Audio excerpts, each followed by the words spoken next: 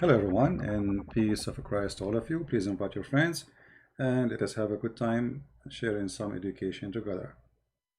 Actually, I was going to answer somebody, but then I did watch some of his videos. I remember him. This guy is a poor guy, like I don't want to make fun of him. He might hurt himself. So I changed the topic, and because in one of his videos he mentioned that if Muhammad is advising the Muslims, if Muhammad Muslims today, he's saying Muslims today they don't insist of circumcision, and then he said if Muhammad was not circumcised, that will not make him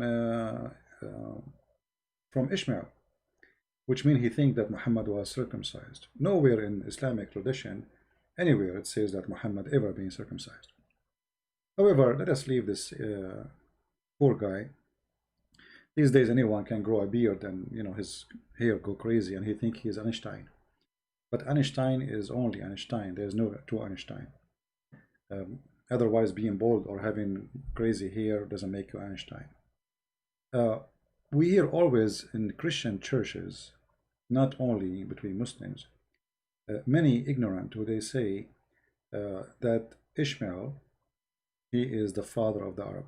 And sadly, I say ignorant because you might hear someone, he is even a priest, saying that. First of all, the word Arab is not even an ethnic. The word Arab is a word mean people of the desert. Whoever live in the desert, he is an Arab. As simple as that. In other words, it's the same as the word you use for Bedouin. So when you say Bedouin, you mean Arab. When you say Arab, you mean the Bedouin. Low value, maybe from your side, because from my side it's very good. Is my voice good, guys? Increase the value. All right, let us see. We will check the setting. Sound is weak. Interesting. Okay, let me check why.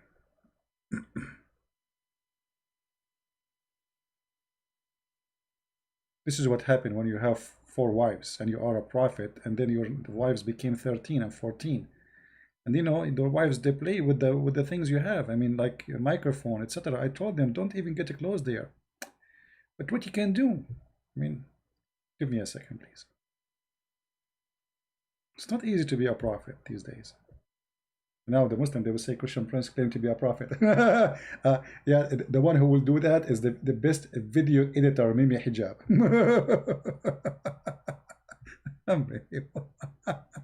Did you say that? Did you say you're a prophet? No, Abdullah, I was joking. However, if Muhammad can be a prophet, I mean anyone can be a prophet. Let me prophesy some of the prophecy of your prophet. There's a joke about Muhammad, where a guy, he came to him and he says, my wife, she is going to deliver a baby. What do you think is going to be? Muhammad, he said, deliver it. No? Deliver, and he did not answer. Then the guy, his wife, she delivered the baby, and he came to the prophet. And he said to him, Prophet, my wife should deliver a baby. So the prophet said, it must be a boy. The guy, he said, no. The prophet then, he said, it must be a girl. And then the Bedouin, he was amazed how the prophet was able to find out. Now let us see how we can make the sound better.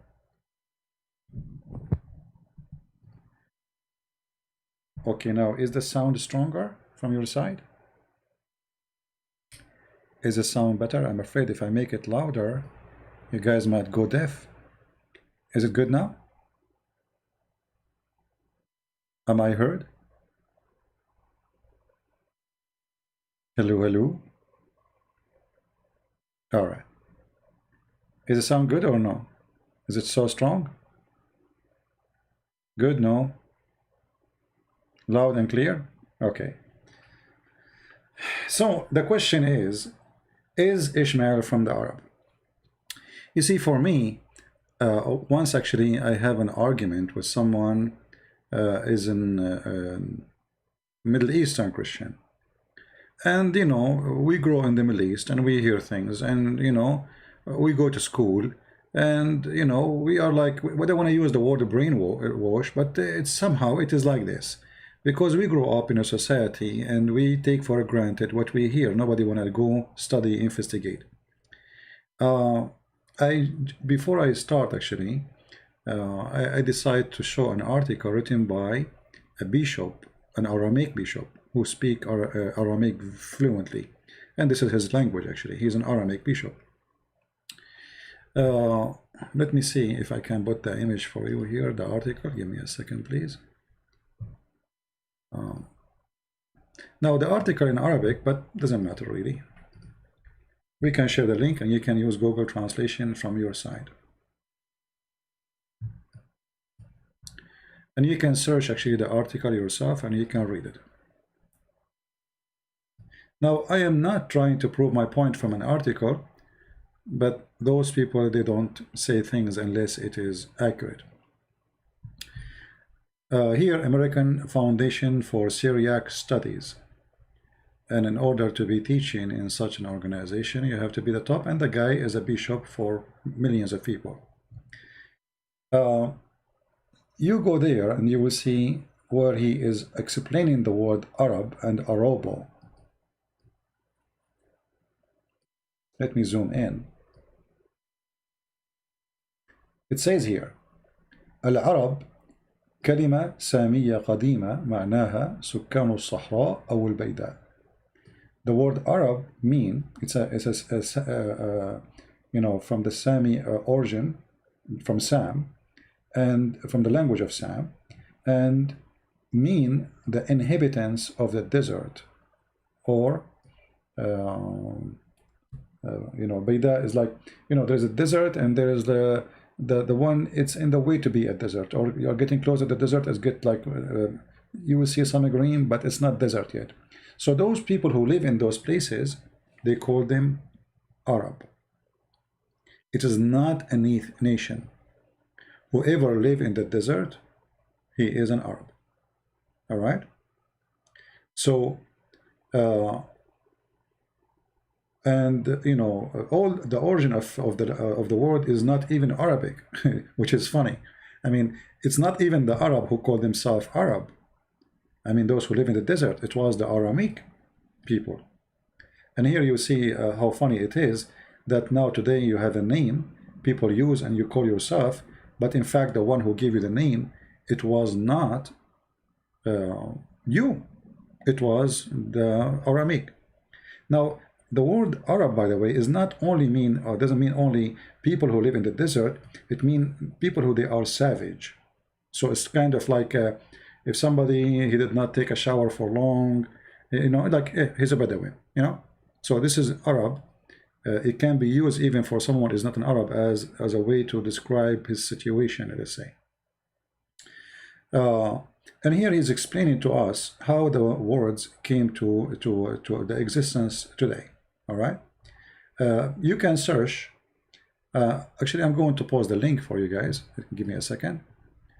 Let me copy the link. I will post it for you in the chat, so you guys can use Google Translation from your side, and you can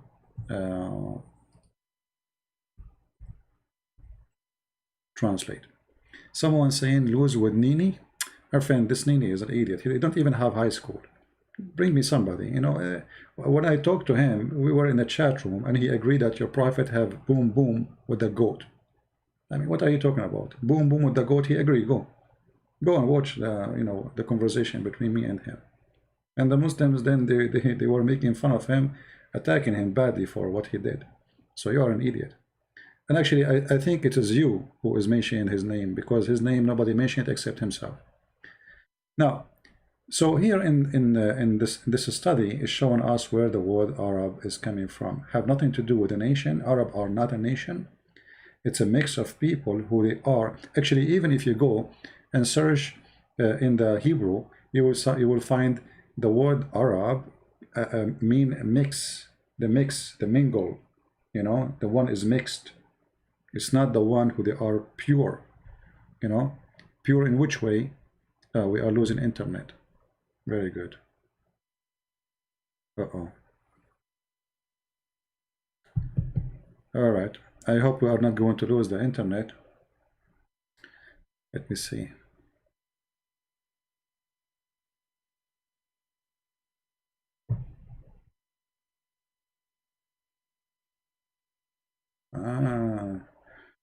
This is what happened. My internet. I hope we are back. Okay, I think now we are back. So, even if you search in the Hebrew, you will find what I'm talking about. However, still this is might be not convincing for some people because they are arrogant and they don't want to listen, right? If you don't want to listen, then nobody can convince you of anything. Okay. But this is the origin of the language, and this is what what the reality is. Like as an example, Aramaic, it was a title or a word given. You know, where you live, it's where you will be called. As an example, Aramaic is the children of Aram, and Aram or Aramaic is a name of those who live in a high land. As you see, so the Aramaic are people who live in the highland, and the Arab are people who they are mixed, many ethnic groups. They live in the desert and they are desert people. Now let us see here some reference from the Bible.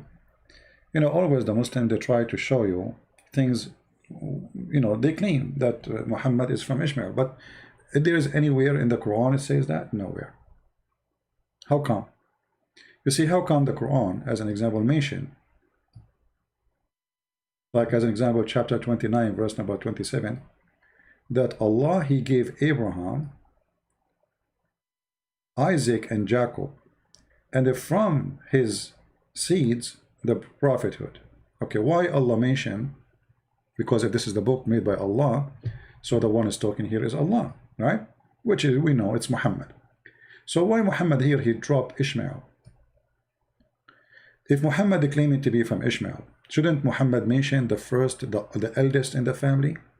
How in the world you drop the most important child? For he is the older, or the elder. You see, even in the Middle East today, they call you the father. If you go to Muslim chat room, everybody is Abu, Abu, Abu, Abu.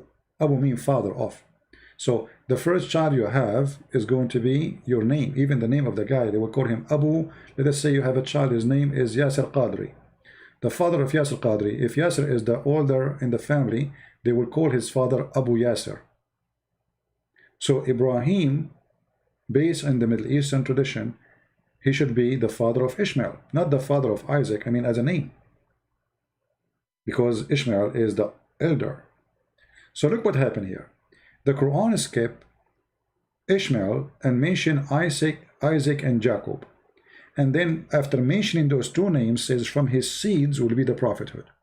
Where is Ishmael? You know what I mean? From the seed of Abraham, what the Quran chose to mention? Two names. Where is the third? The Muslim, they will say, well, Ishmael mentioned later, but this verse says from the seed of Abraham, and mention two names, not the three names. From those seeds will be the prophethood, according to the verse, chapter 29, verse 27. Yet the Muslims will not accept. They will say, this is not enough proof. Okay, let us go to Sahih al-Bukhari.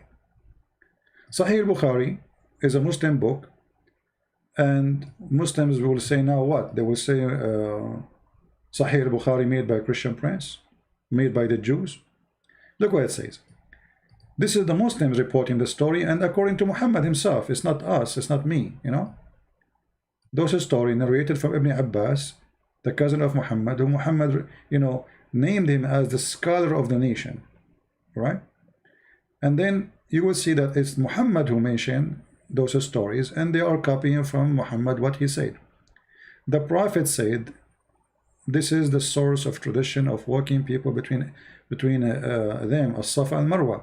And here Muhammad is speaking about fabrication, about the wife of Abraham, which is Hajar, and the wife and her son. And look what happened here. Muhammad, he confirmed, and his followers, they confirm that Ishmael, he do not know Arabic. Read carefully. So they settled there, and later on they sent for their family who come to settle with them. So there's some of families become permanent residents there. The child, i.e. Ishmael, grew up and learned Arabic from them. I mean, have you ever heard of a stupid statement after this? Somebody will say to you that Ishmael is an Arab. He is the father of the Arab, but he learned Arabic from the Arab. Do you see it?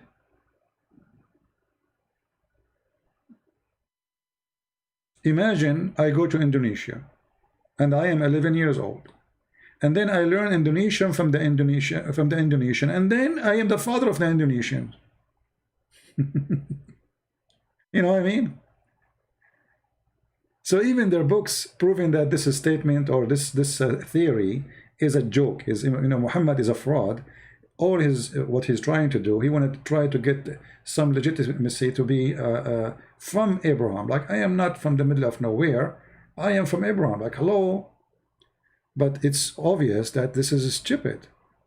I mean, the guy, I'll go to Germany now, I stay there for 6 months, I learn German, and then I am the father of the German. But the German are already there, and I'm learned their language from them, which means there's a nation, there's a language established, there's people who speak such a language, and then I go there and I learn Arabic, and then I became their father. All right. So it's very silly and very stupid argument when they say such a statement. And actually, you can see more reference in my books about Ishmael being the father of the Arab. And here, in the same time, you know, if I am from Ishmael, does that make me a prophet? No, I mean, they will inherit prophecy. I mean, if my father is a prophet, I will be a prophet too. No, it's about God. You know, he chose people, like, you know, not from everyone from Israel he became prophet. There's chosen people by God who they became prophet, regardless who they are, their fathers. But they are from the children of Israel. Muhammad is not from the children of Israel, and Muhammad is not from Abraham for sure. Number two, Ishmael, he did marry an Egyptian woman. Let me find some reference.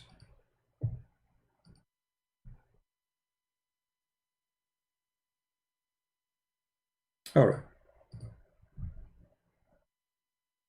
This is the book of Genesis, chapter 21, verse number 21. Very easy to remember, 21:21. You will see here that he settled, Ishmael, in the wilderness of Paran, and his mother arranged for him to marry a woman from the land of Egypt. So, look what happened now. Ishmael, his father, is an Aramaic man, coming all the way from Iraq. His mother is Egyptian.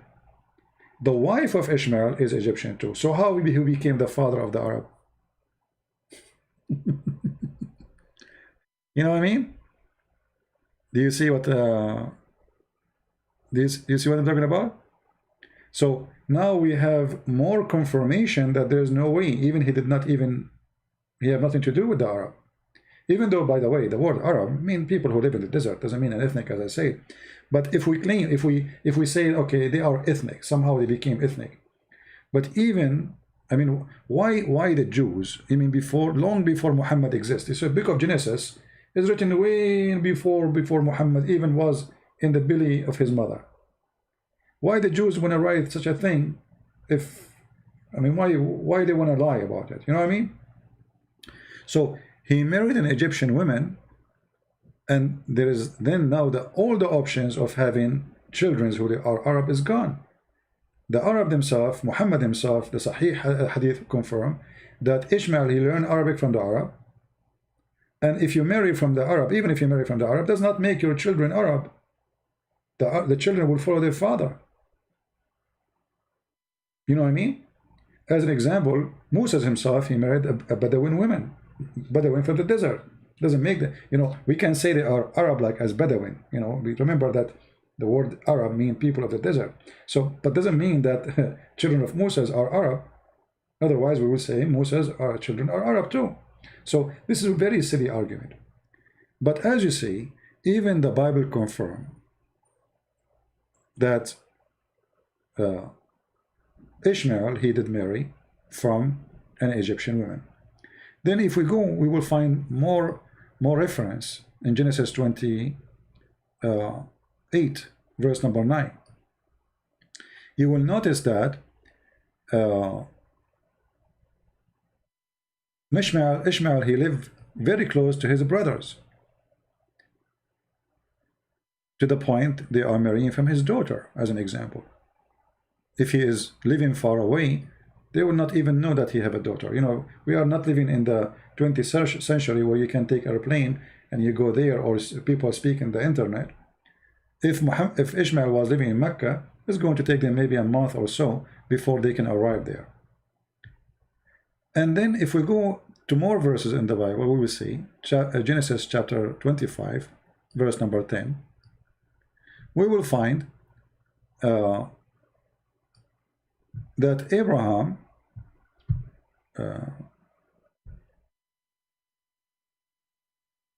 this is about the burial of Sarah,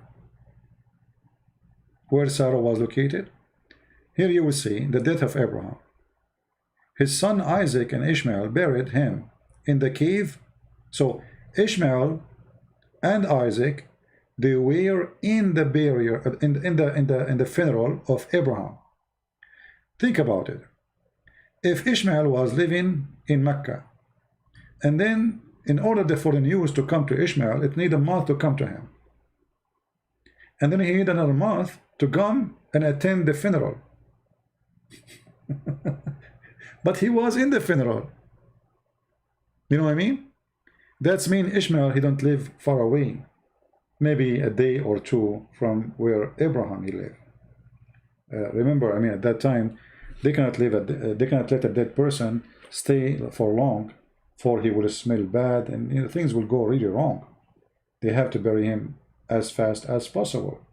So when we say that his sons Isaac and Ishmael, they buried him, that's mean they are there, and that's mean Ishmael is very close. So how that can be that he was in Mecca? Mecca is like 1,200 mile, I think, maybe like 1,400 kilometer from where Abraham was. You know what I mean? So in order for Ishmael to take a camel or a donkey or whatever, if you want to cross the desert, you have to take a camel. The donkey cannot survive it. Even a horse will, you know, you have to take a lot of water with you. There's no water in the way. So if you take a camel, you know, how long is going to take the camel to be there?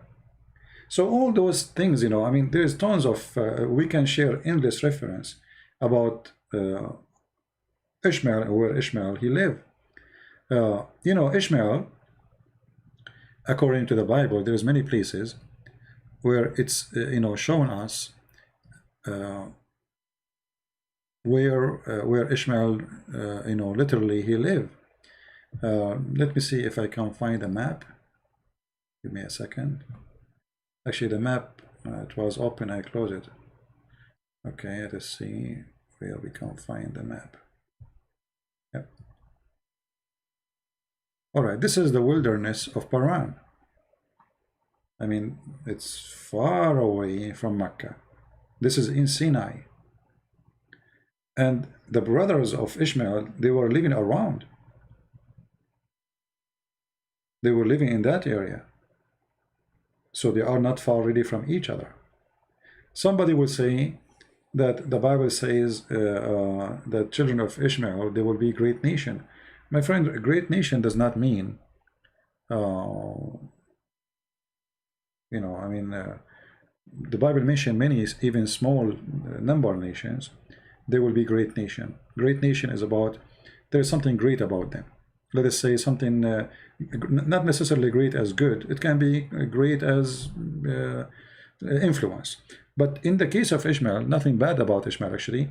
And some people think that when the Bible says that Ishmael will be a wild man, That's mean those are the Muslims, and the Muslims look at them, they, first of all, Muslims, 95% of them, they are not even Arab. They are not, The Arab is a very small, tiny minority between the Muslims. Secondly, the Arab themselves, they are not Arab, which means they are not really one ethnic. They are a mix of let me see if I can do that. Hold on. Give me a second.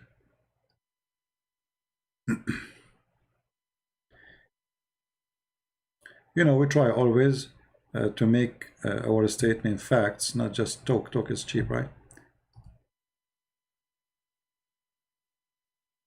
Let us see.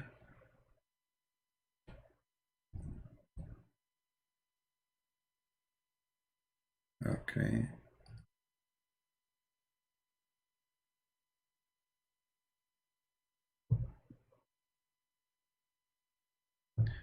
All right.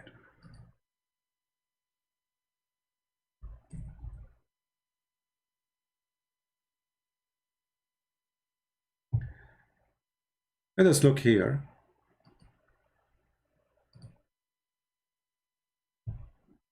The word Arab. What the word Arab mean in the Hebrew language?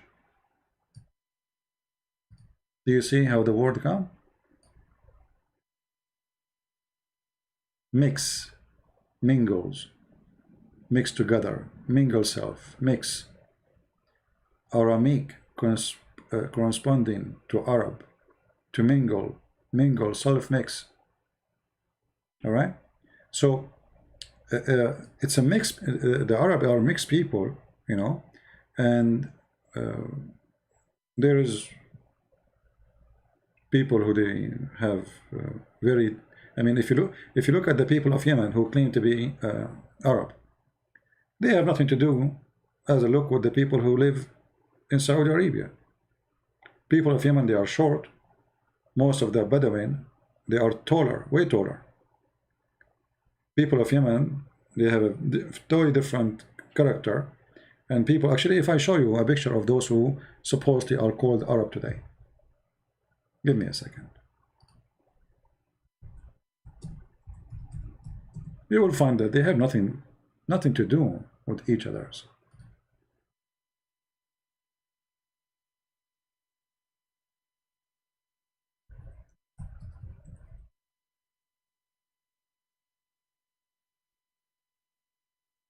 As an example, the king of Jordan, he claimed to be an Arab, supposedly, and he's from Mecca, right? What about this guy? He have a blue eyes. Anyway, let us see. I'm trying just to find a picture, like a little bit a clear picture.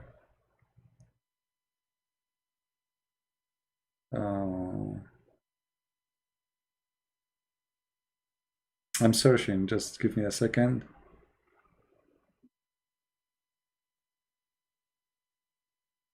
There's many pictures, but none of them are close to the face, so we can see the difference.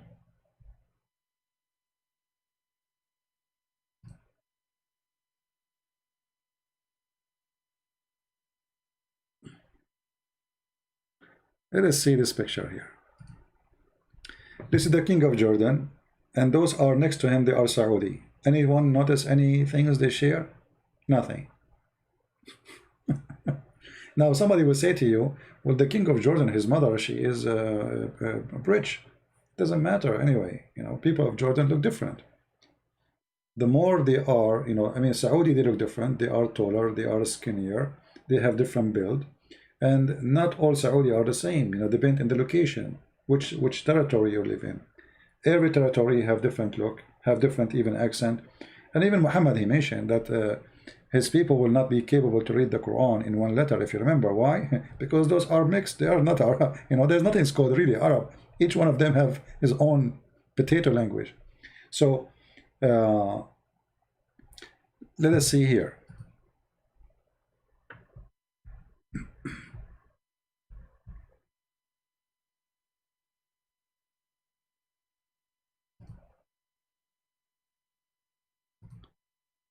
This is the the crown prince of Saudi Arabia, and later he will be the king.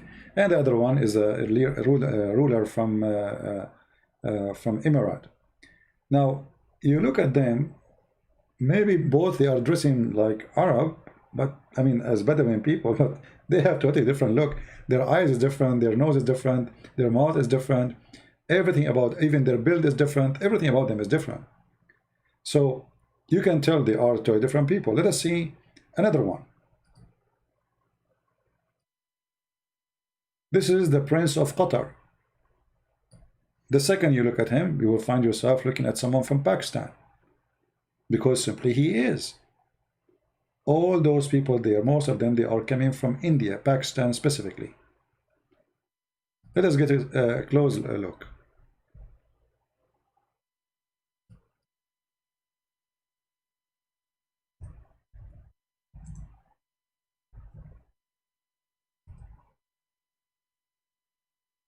Give me a second.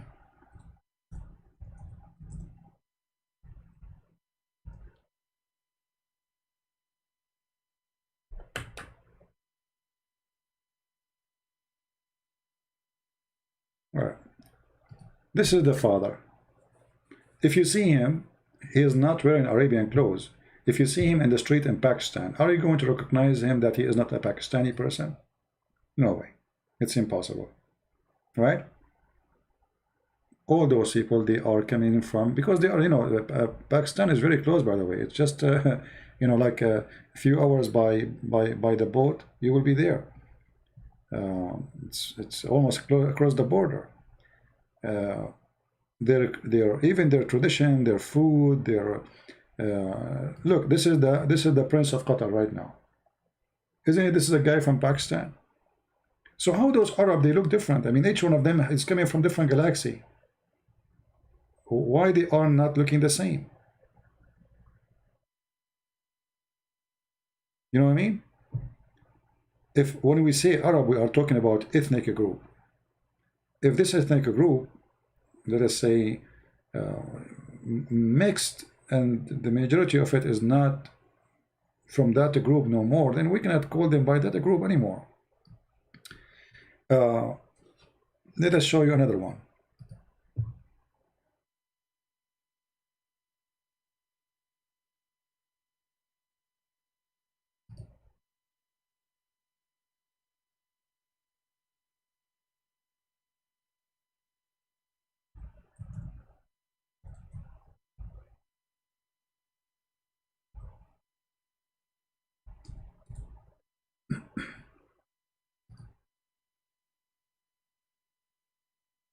Okay, look at this one. I mean, what does this guy have to do with the Arab? Anyone have an idea? He have a blue eyes. He's blonde. You know, if this guy he walk in Europe, you would think he is European like everybody, right? How this person became an Arab? Look at his wife. How this wife is an Arab? You know what I mean? So what does Arab mean exactly? I mean, when they say Arab, it's a joke. There's nothing it's called. Like when I say Arab, I mean that originally we are people coming from certain area as desert, but it's a mixed area with many ethnic. Nobody knows actually who they are, where they're coming from. It's a big mix.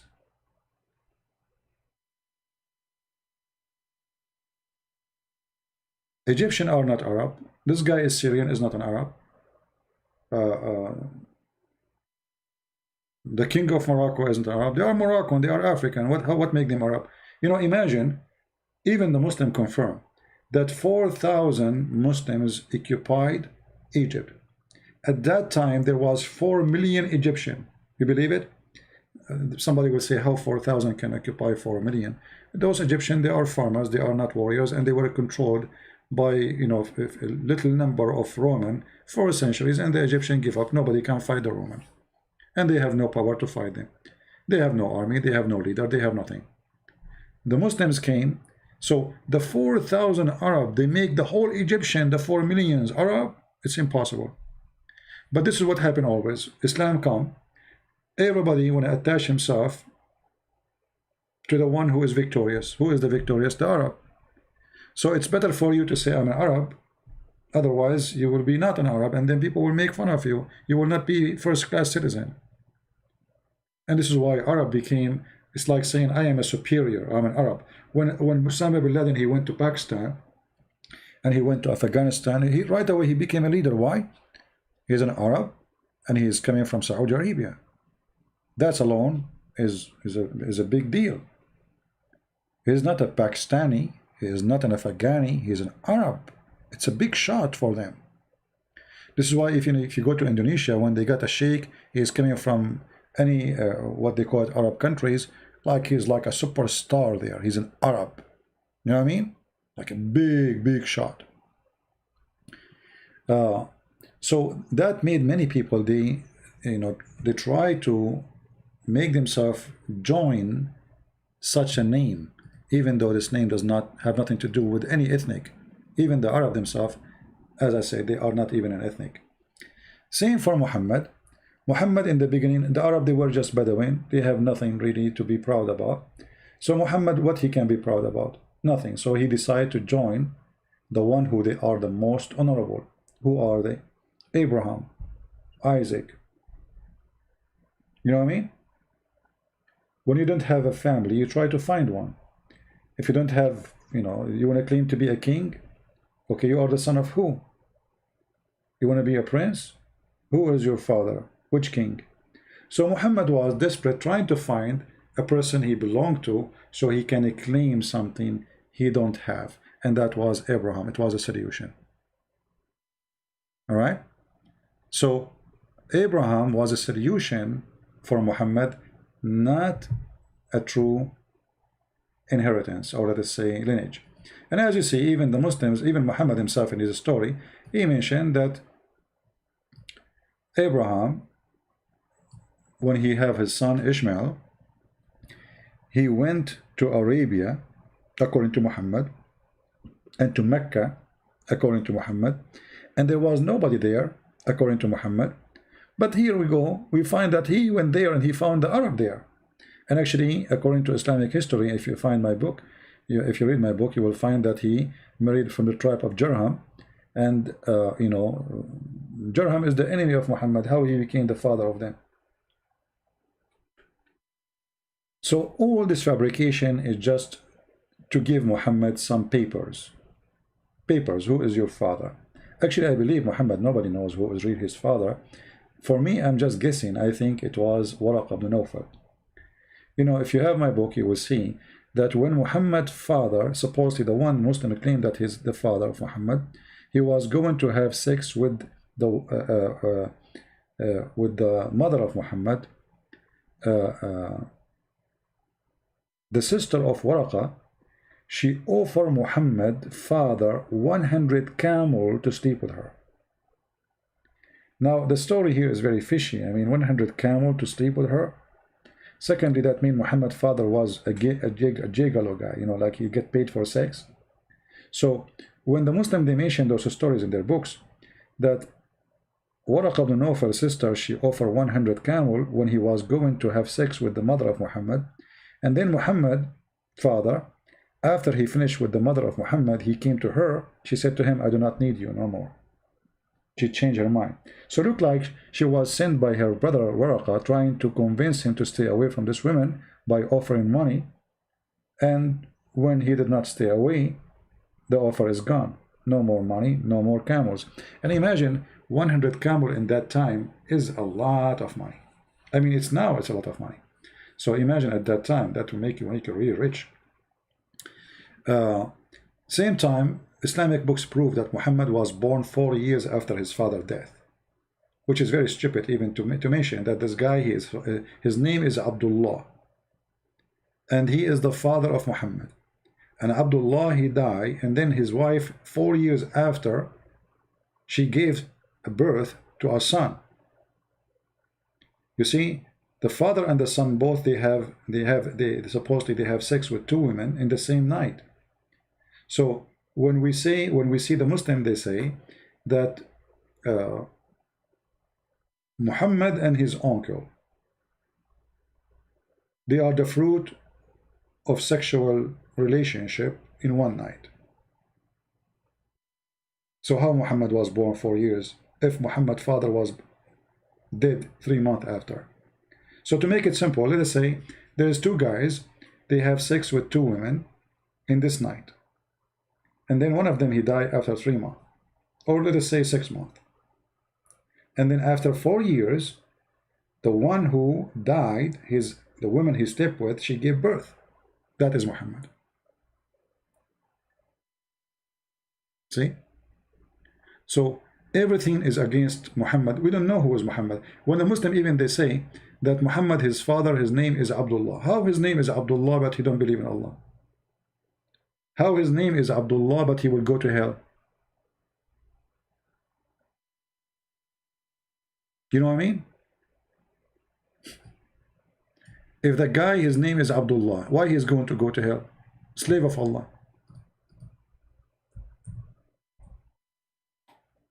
Right? Muhammad, he confirmed that his father is in fire.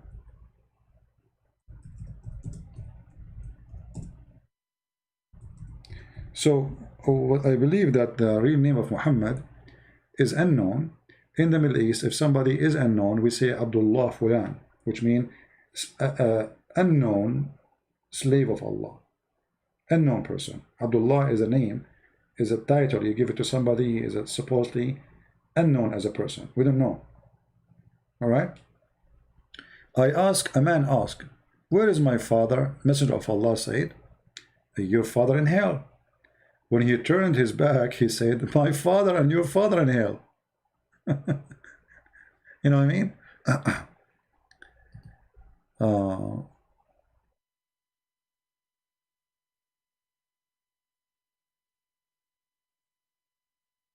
Of his mother and his uncle.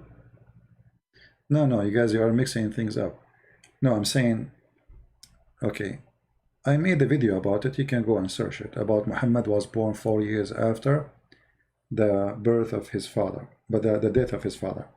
What happened, that family, you know, the family, they go and they get married in the same night. So let us say, I am, let us say, 70 years old. My son is 40 years old. We go and we get married in the same night.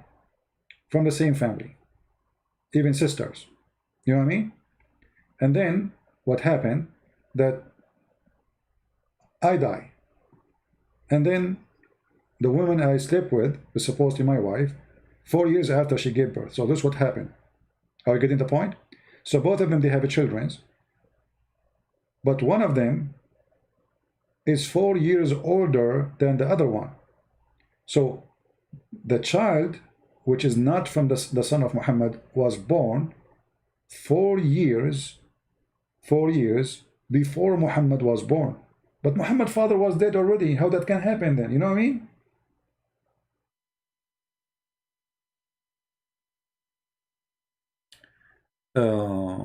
Anyway, so you see all the reference proving to us that this is a fraud. This is additional fraud of Muhammad claiming to be from Ishmael. And why Muhammad in the Quran did not get a verse from his God saying, I am from Ishmael? Why in the Quran doesn't mention that? Maybe Muhammad never mentioned even that. You know, maybe this is later the Muslim, they add those stories to their books. Right? Well, I mean, it's adultery anyway. I mean, at that time, if you have my book, Sex and Allah, you will see how the Arab used to live. How many of you have the book? So you will see that the Arab, they use even to exchange wives. Even the Quran mentioned that, you know. The Quran, when the wives of Muhammad, they made like a revolution against him. What the Quran threatened them, that Muhammad will exchange them.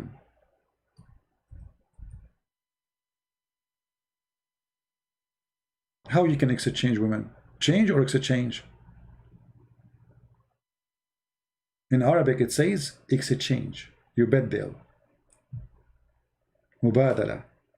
I give you, you give me. So what the Arab used to do, when Like you go to this guy, you say, you know what, even sometimes not a permanent exchange, like temporarily, like you are bored from your wife. So you go to this guy, you say to him, can I have your wife for like a month or two, and you take my wife for a month or two? So they exchange. So look what the Quran is saying.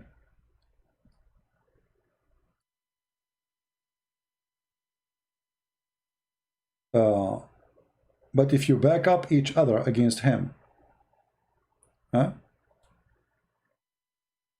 This is the wives are going against Muhammad. Here it says, Allah will give him in exchange a consort better than you. So what will happen here, Muhammad is going to give his wives to somebody else, and he will take somebody else's wives. It's an exchange. Now the Muslim, they say it's a lie, etc. Go and read the history of the Arab. It's an exchange. He didn't say he would divorce you. Huh? He says it may be he will divorce you, or huh?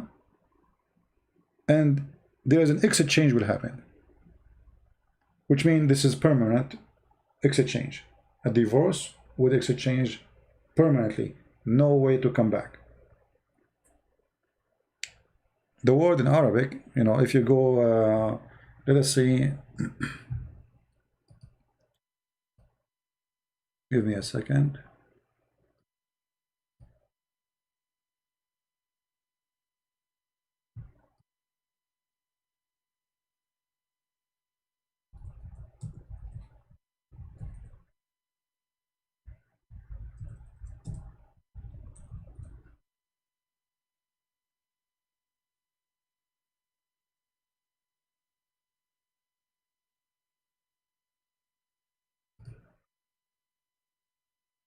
Actually, even in their translation, they are, you know, this time they are saying it means exchange.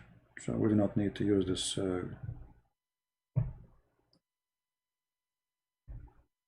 Yeah, you see here, this is the Muslim website. You can point your mouse over the website, and it says here what is the meaning of the word. He will substitute for him. Even in the other translation it says exchange. Here they change it. Anyway, so the Arab, they used to do that. You know, there is many kind of relationship between the Arab. Even sometime if you have if you want to have a son and from a noble family, from a good blood, so what do? You send your wife to a man who is very well known to be good, or maybe he is very good looking, or etc. So you send your wife to sleep with that guy. She stay with him for a week or two until she, you know, she get what she want, a baby from him, and then she will deliver a baby, and the baby will be to the original husband. This is why Muhammad actually in the Hadith, he did not come with something new. He is copying what the Arab they do. As an example, Muhammad, he says, the child is for the one who owned the bed. Do you see it? The boy is for the owner of the bed. Who is the owner of the bed? The husband. If the woman, she sleep with someone else, the child still is not for that man. It's the one who owned the bed. Do you see it? Which means, if God forbid your wife, she slept with somebody, and you are a Muslim, and now you know that this is not your son, according to Islam, you cannot say he's not my son, because you own the bed. And according to Islam, the real father cannot say this is my son, for he don't own the bed. Do you see it? And here you see a very stupid rule, because now imagine if a guy, his wife, she was sleeping around, and he found that she is sleeping around, and the wife, she gave birth to a daughter, but this is not his daughter. This is not his daughter. And now he knew that this daughter is from the guy who was sleeping with his wife. What do you think he can do to her if he's an evil man? You know what I mean? So what Muhammad here established, which the Arab used to do, is very ugly. Because the man, he might now seek revenge from the man who was sleeping with his wife and maybe rape the daughter, which is not his daughter anyway. And Muhammad, he taught even the opposite. If you go in the Quran where it says وَجَعَلْنَاهُ نَصَبًا وَصِهْرًا, and read the interpretation, you will find that the Muslims agree in chapter 25 verse number 54 that if a man, Islam only consider marriage as a relation for lineage, which means if a man have a daughter and she is not from marriage, he can sleep with her. And I change any Muslim to say I'm lying. This is what it says in their books. We can show the reference right now as we speak. All right? So if a Muslim, he have a girlfriend, and his girlfriend, she delivered to him a child with his son or his daughter, legally, according to Islam, you know, she is not his daughter. Because daughter is only a daughter from marriage. The Quran confirms it is not lawful for you to sleep with your daughters. So let us make it clear. Quran saying you cannot have sex with your daughters. But who said that those daughters are daughters in Islam? Which means if it's only from marriage, she is considered as a daughter. This is why a child from adultery in Islam or fornication is not considered as a son or a daughter, and they don't carry even the name of the father, and they don't deserve a child support, and they cannot even inherit any penny from their father. All right? Do we have any Muslim he don't agree?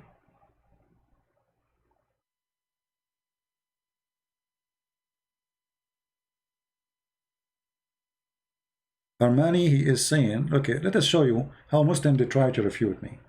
They cannot refute me, so they say, either they edit my video like Mimi Hijab, potato, or they say this. Why I want to debate? They are asking, why you don't call him, correct him? He said, why I want to debate with delusion person? My friend, perfect. I like what you said.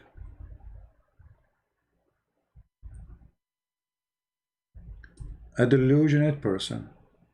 Isn't it this is your prophet? He used to imagine things happen to him, but they never happen, including having sex. So if you are not willing even to talk to me because you call me delusionate, so how you follow Muhammad? Huh? And now he will try to change the topic. Here we go. This is your prophet. You Muslims confirm that your prophet is a bewitched man. What does that mean? He's possessed. Bewitched. So he began to imagine that he had done a thing which in fact he did not. Like what? Like what? Like what? Huh? Like sex. I mean, imagine your prophet is delusional to the point even his sex is fake. Even his sex have no witnesses. His wife was not there.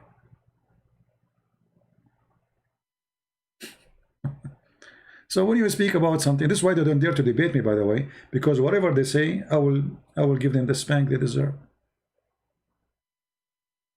You do not need a link, my friend. Always, anytime you want to find something, just type few words you see in the screen. You can freeze the video.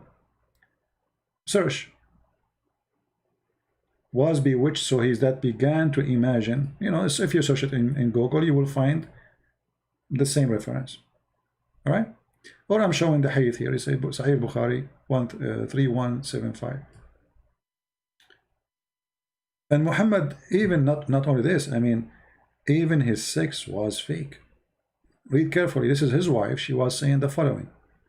The Prophet continued for such and such a period of time, imagining that he had sexual intercourse with his wives, but in fact he did not. Yasser Kadri, debate me. My friend, isn't it a shame that you are using a name of somebody else? All right. Don't do that. Grow up. Do we have any Muslim have any comment about what we said, anything we said? Now, here, if you notice, if Muhammad, his sexual relationship, it was imagination. So how we can trust this guy that he saw an angel? How we can trust that this guy, he been squeezed by an angel? Because obviously he was squeezing his wife too when he was imagining. He was squeezing many things. I'm not going to count them. How come Muhammad did not notice that he was squeezing something not? This for sure had nothing to do with his wives. I don't know what he was squeezing, but he was squeezing something. All right.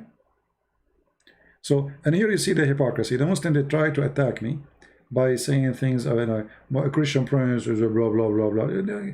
Say whatever you want. I am not a prophet. You can call me whatever names you want. Who cares? I don't really care for all what you say about me. You don't even know who I am. So, the second we show them what is in the screen, they try to change the topic. Anyone can tell me how in the world this person can be trusted? You see, when I was in the army and I finished my service, I was leaving. There was a guy, like there's an office you go to do the papers before you leave. There was a guy next to me. He said to me, I said, oh, you're done? He says, well, no, they released me. I said, what's wrong? He said, he heard voices.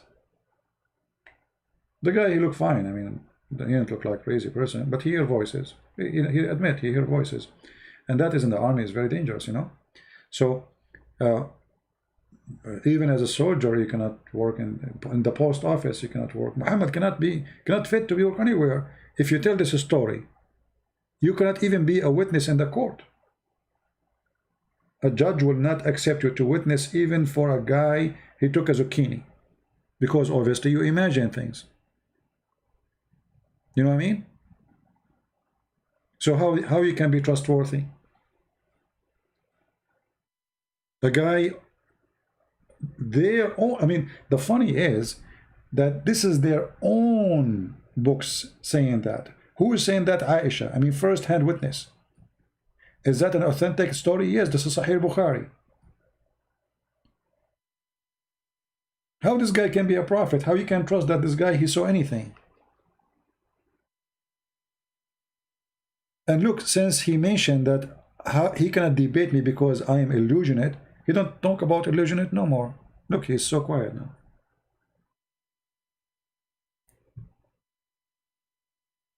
What is your opinion, Aramani? You just gave me your opinion and you get busted. Let's see if we have a growing up Muslim here in the chat. Any Muslim want to say anything? Any Muslim have a comment? So as you see, Muhammad have nothing to do with Ishmael. Even in the Muslim books, Ishmael, he learned Arabic from the Arab, from Sahih Al-Bukhari. It says that he learned Arabic.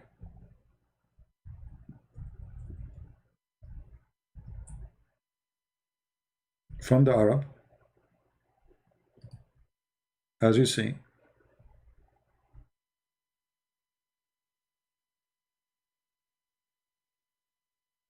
So all those statements is a statement of ignorance, even if the one who say them is a Christian.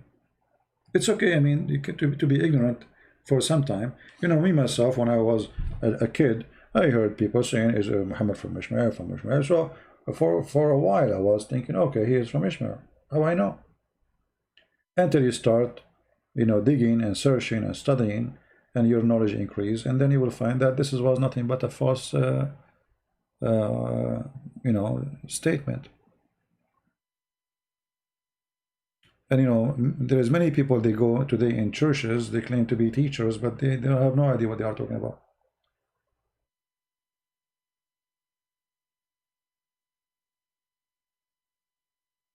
Any Muslim?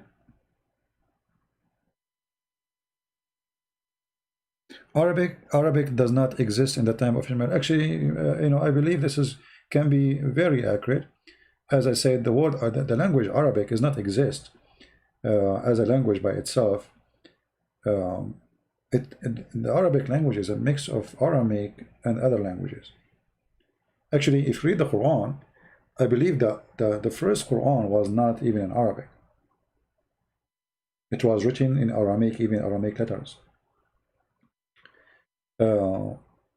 And everything the Muslims today they use in their Quran, obviously it's Aramaic, but they don't know what the word means. As an example, if you say to a Muslim, okay, you say Abraham, what Abraham mean? He don't know. What Moses mean? He don't know.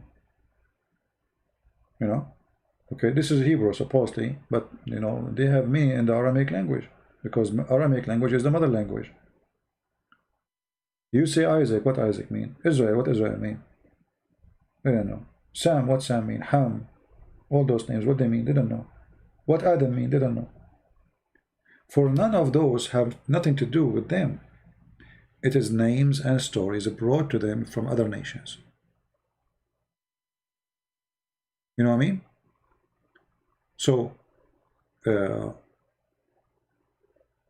because it is, let us say, imported culture, there is a gap when you read the Quran and you read the story of Muhammad. There's no connection. Muhammad himself do not know what he's talking about. As an example, if you ask Muslims, let us go to the Quran.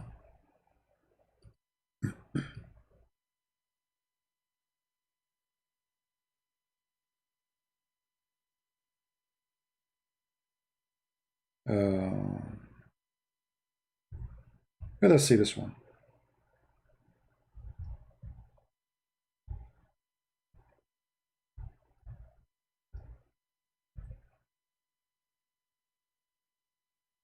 Chapter 19, verse number 1. You ask the Muslim, what is this? They say this is a miracle. Oh, what do you mean it's a miracle? What is this? Allah knows best. What do you mean Allah knows best? Do Muhammad know? No. Do Aisha know? No. No, they didn't know. Why? Because Muhammad is a thief. He was copying from the book of Waraq ibn Nawfal. And in the beginning, Waraq ibn Nawfal, he wrote Kahiyas. What Kahiyas mean? You have no idea. Have you ever heard of somebody as a teacher?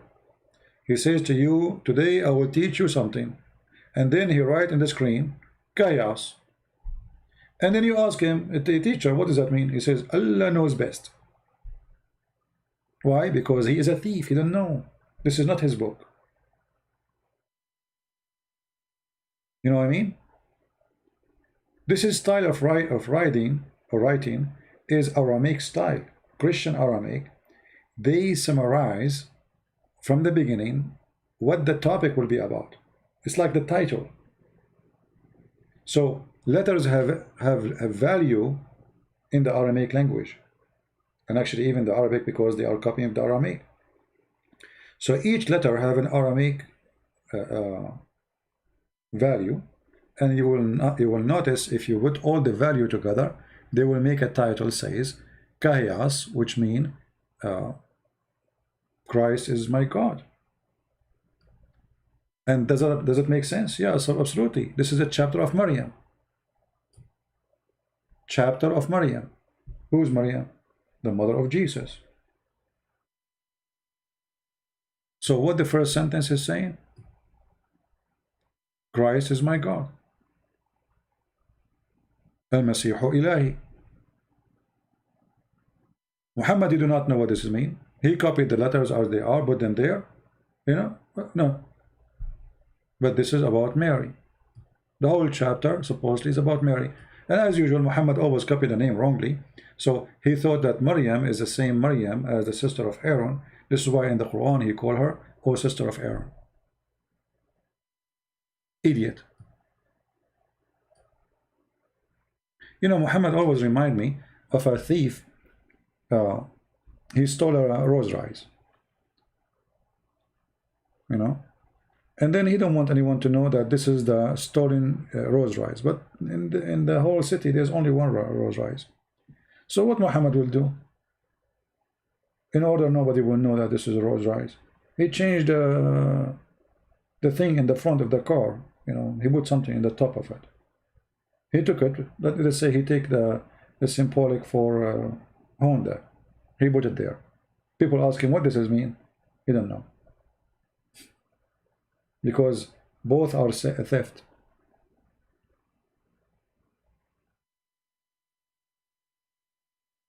All right. Do we have any Muslim have a comment?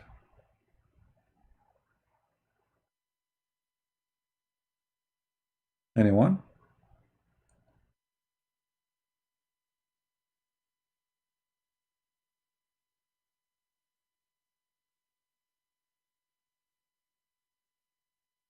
Where Jesus says, I am God, worship me. Will you, what you call him? This is an example of stupidity. Yes, sir. I know that this is not Yasser Qadri, the real one, but I don't know. If we ask Yasser, why you call him Jesus? I mean, look how funny. Look how funny Islamic cult is. Where Jesus said, I am God, worship me.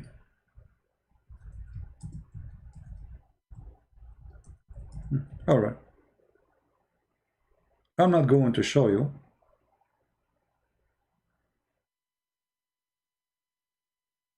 Where he said that for now, but you just confirm to us that he is the Savior, so he's God. Do you know what Jesus mean? What Jesus mean? If we ask this Abdul, the one who is saying, where Jesus said, I am God, worship, do you know even what Jesus mean? Yeshua? You don't know. It take you 2 seconds to go and search, and you will find that you are an idiot by asking the question, because the name give you the answer.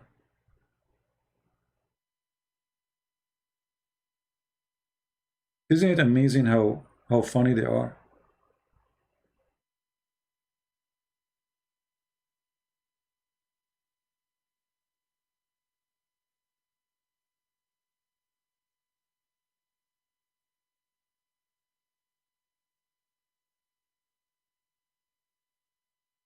And that's why I say always, stupidity is amazing. You just, you call him the Savior, and you say, where he said, I am God? Who can save us save God?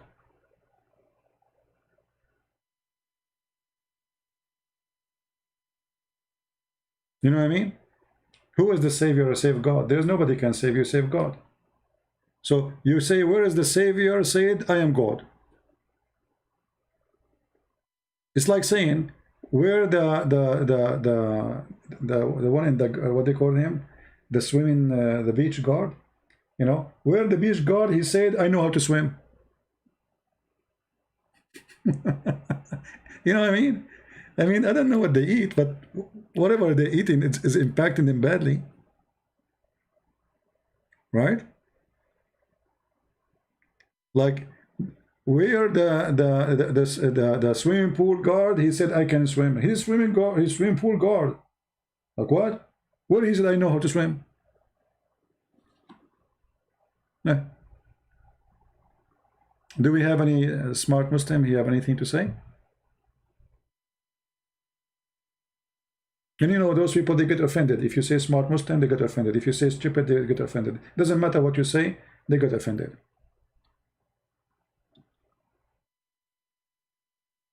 He saved you from the Dajjal. That's wonderful.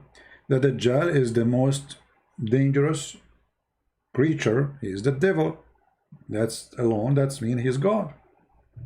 Even your prophet says, when the Dajjal he see him, he will be melt like salt in water. Why? How come the Dajjal did not melt when he see Muhammad, Shaitan?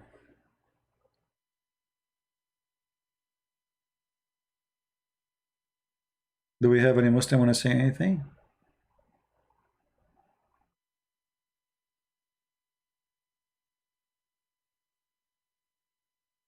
Isa, you see, I cannot really confirm, but I am thinking, this is my own theory, that Isa was the son of Maryam. Maryam. Which Maryam we are talking about? Not Maryam, the mother of Jesus.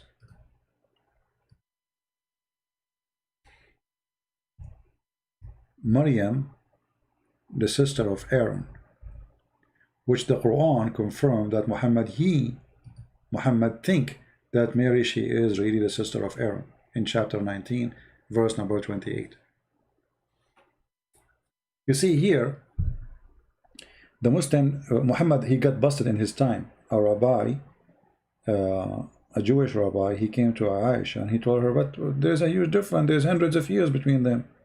How Mary, she is the sister of Aaron?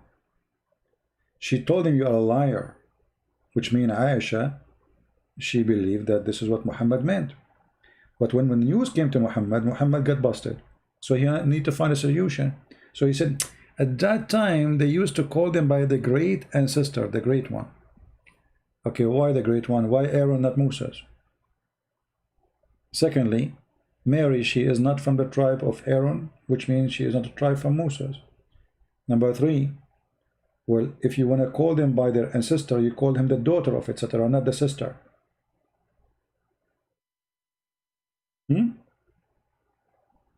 The daughter. To say the sister, you are making her equal to her grandfather, and this is not right. Right? So Muhammad, because he is a thief, he's a fool, he learned from the Jews that there is a woman, her name is Maryam, she is a sister of Moses and Aaron, and she have a son, maybe, his name is Isa. So he thought that Isa is a son of Maryam, the sister of Aaron. So according to Muhammad, Jesus is the nephew of Aaron. Now, Muslims, they try to get away from it, but I don't know if you guys remember how we can prove that this is not something they can escape. Anyone knows how they can escape? Who can help me? I think it's time to ban some kids here, like this guy Yasser Kadri. Go change your name. I don't have time for kids, my friend. Anyone knows how we can get them busted? Not only you say, like, okay, what if a Muslim says to you what Muhammad said? Oh, they used to call them by their great ancestors. How we can get them busted? That this is not a serious. This is not what happened. Look what happened. Mary in the Quran, she is the daughter of who? Anyone remember? Even there is a chapter in the Quran. It's called the chapter of Imran. Al Imran. Al in Arabic means family. Okay, family of Imran. Okay, so how Imran became the father of Mary? So Muhammad not only stupid, he is a donkey. He said that Mary, she is the sister of Aaron, and he made her father the father of Moses, because the father of Moses is Imran. You see what happened? So now how they can get away from this? Muhammad, he got busted from every direction. Muslims, they tried to save him, but not with me. You cannot save him with me. How Imran, even the name, he cannot even call it correctly. It is Imran, not Imran. But Imran, you know, the last letter, instead of saying N, he said M, he said N. But how Mary father became the father of Moses?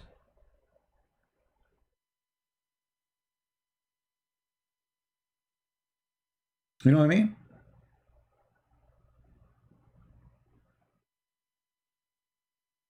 Imran has no sons. Imran has only a daughter. Christopher, I don't know. You are thinking in different direction. My friend, Mary, her father is not Imran. Where the Imran is coming from? Are you a fool?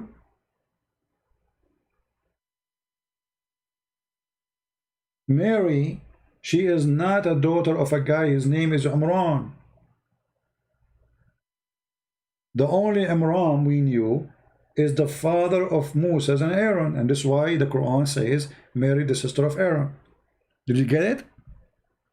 So according to the stupid Quran, Mary, she is the daughter of Imran.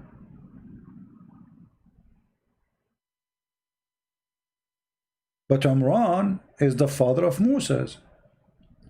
And that explains why in chapter 19, verse number 28, It says that she is the sister of Aaron.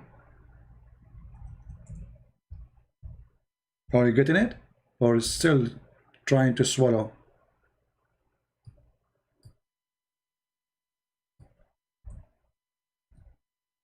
Are you getting it? No? Behold, the women of Amran said, "Oh my Lord, I dictate into you what is in my womb." Okay, who is that one? Her name is Maryam. Chapter 3, verse number 36. Do you see it? But Amran is not the father of Mary. This is the father of Aaron and Moses and Maryam. Are you getting it? I don't know how slow people are, but you can be slow as much as you want. Maybe you need oil change.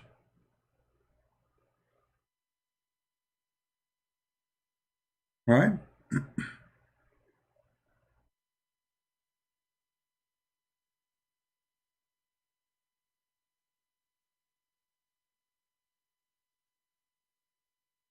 Any Abdul have a comment? So isn't it really obvious that Muhammad is a fraud? Actually, this statement alone is enough to prove that Muhammad is a fraud.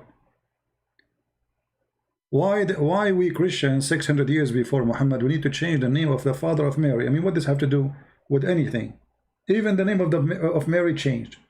And here it's so clear that Muhammad, when he said that Mary, she is the sister of Aaron, it was what it's meant.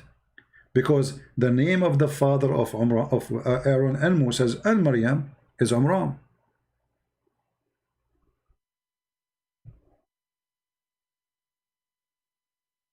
It's clear like the sun as clear. But if you are a person who don't want to, I mean, if the truth hurting you, okay, take some drugs maybe. You know, just lie to yourself, says, no, I can't believe it. Any Muslim have anything to say?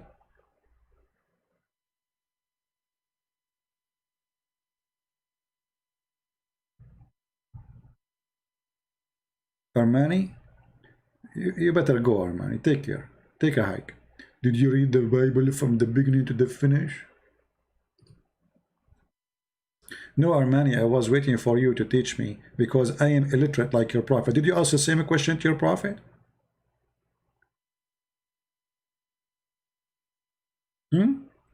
I mean, how your prophet, he confirmed the book which the Christian have, but he don't speak their language, he don't speak their book language, he don't know how to read even his own language.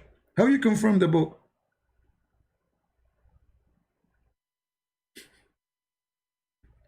You know what I mean? I mean, the Muslim, they ask you, are you knowledgeable? Do you know how to read? Even they make fun of my English. Their prophet did not even know to read his name. Christian Prince, he do not know how to read Quran. Ha, ha, ha. And they make videos, suppose the Christian Prince do not know how to read. I mean, aren't you ashamed of yourself? Let us say, for the sake of argument, which everybody knows why you are trying to make fun, you are bankrupt. I mean, I am an Arab, born in the Middle East, all my life reading in Arabic, and now I do not know how to read Arabic. No problem. Who's going to believe you anyway? But let us say, for the sake of argument, I am from Iran. I don't speak Arabic. Okay. And all of you Muslims do not know Arabic. So this is the bankruptcy of Islam. If you do not know Arabic, they make fun of you. Like Mimi Hijab, he said to David Wood, I know this is coming. You don't know Arabic, and you don't know Hebrew. And later we find out that this idiot, he's a donkey. He said, Elijah, I mean God with us. He teaching David Wood Hebrew now. And he said that Allah, he said, pray for, not to. And when he asked him, Allah have hands and legs, he said, who said so? Your prophet says so, you idiot. The Quran says so. Do we have any Muhammadan? Always, you know, when you see Muslims, they are launching an attack on a person. That means he is doing a great job. All right? And they try to put the pressure on him. Like, depend on the person. Like as an example, there is a person, his name Apostate Prophet. You know him, right? He have his own channel. He is an ex-Muslim from Turkey. So this guy is a very nice guy, and he cannot, I mean, you know, some people, they cannot take stress. So they try to put stress on him. They try to insult him as a person. This is their strategy. So you need to be strong when you deal with this garbage. You are dealing with the garbage literally. So they try to humiliate you, to make stories about you, they lie about, just laugh. Never make them feel happy for what they do. You can call me, you can make stories about me, who cares?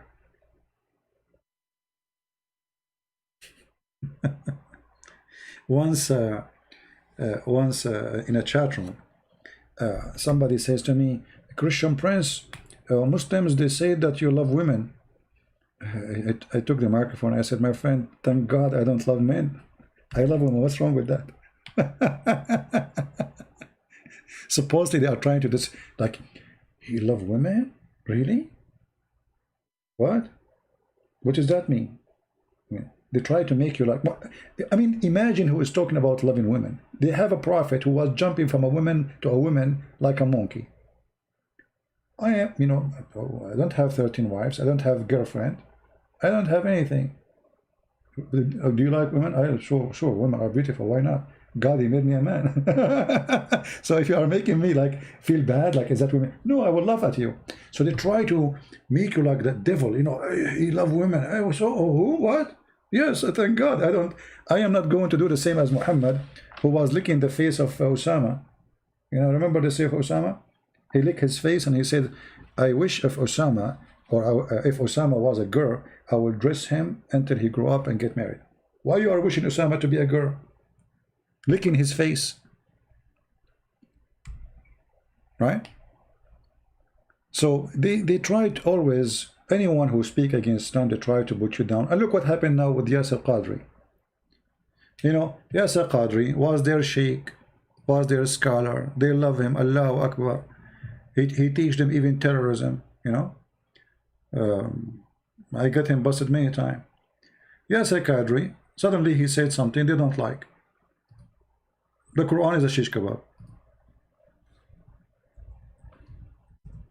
Or Qadi. Yasir Qadi, huh? Suddenly, they are waging war in Yasir Qadi. Suddenly, this guy is not a Muslim. I will not be surprised, by the way, if they say that he is sent by the Jews. You know? I'm telling you, I will not be surprised if they do so.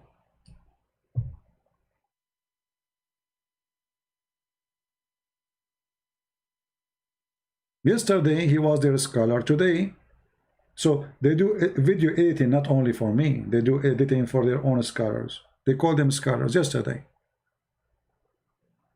he was a scholar. Today is the enemy of Allah.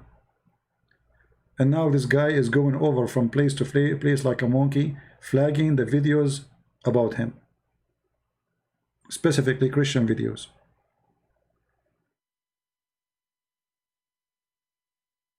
Can you imagine that you invite somebody to do an interview with him, and then you edit the same as he did with my, you know, he told the Muslims, you want to debate me, this Mimi hijab. He's a coward. You don't dare to debate me. You will never dare.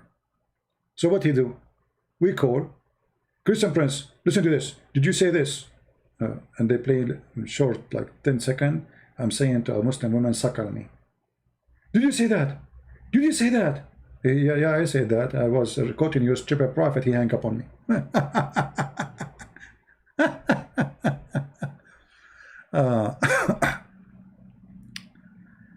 Only ban people who act like child, not because. Yeah, you know, we ban people. There's people, they are coming here just to be annoying. I don't ban you for you. You know, I say always, actually, I say only Muslims can call me. Many Christians, they wish they want to talk to me. I give opportunity to Muslims, so I'm not banning Muslims. That's not true. But if somebody coming like a, you know, a kid, like a monkey, keep repeating, spamming, we will block you, even if you are a Christian. Who cares? Either you are an adult, speak like an adult, or, you know, go watch cartoon with Aisha. So do we have any Muslim want to say anything to us to prove to us Islam from heaven, from God? Until now what we see that Islam is really funny, stupid. I mean, what kind of a prophet you think that Mary, she is the sister of Aaron and she is the daughter of Imran, as you see. How in the world Mary, she became the daughter of Imran? What happened? Do you think Mary, she went to the Social Security Department and she changed her name? I'm just wondering, maybe.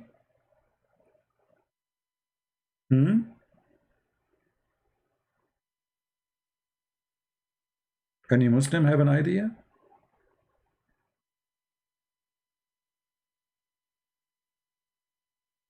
Anyone? How Mary, she became the daughter of Imran? I want to know. Who want to help me? How Imran, the father of Moses, became the father of Mary? By the way, they used to live in the same time, huh? Just there is like hundreds of years between them, not much. It's possible, it's possible.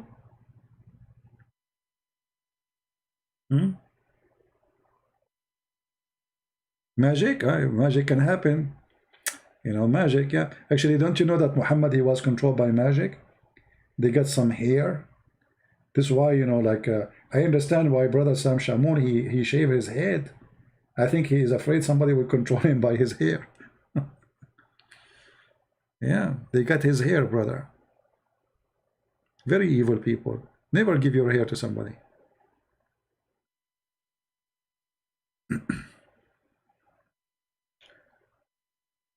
Do we have any Abdul want to say anything? There's a guy, you know, he's supposedly a Jewish, but he's a poor guy. I feel sorry for him. You see, the Christian prince, he called Muslims Abdul. Guys, do you remember my debate with Sheikh Abdul Wadud? His name is Abdul Wadud, Abdul, you know. So he says he tried to insult them by calling Abdul. Abdul, my friend, Abdul is what they call themselves. Sheikh Abdul Wadud, he gave me an example. If you remember the debate, he says, I will give an example. There's a guy, his name is Abdullah, and the other one, his name is Abdul. You remember? Go watch the debate. Silly people, and try, because you get them busted. They have no knowledge. For me, by the way, when Muslims or even anyone, they attack me, I believe it's for the benefit of what we do. The more people they speak against us, the more people watch my videos. And this is exactly what I want. You know what I mean? Like you will see a funny guy without saying his name. Don't make the fool famous. He says, Christian, you know, guys, don't watch Christian Prince videos. Each time I go to his channel, I see people watching his videos. You idiot. So why you are going there if you don't watch them to watch that?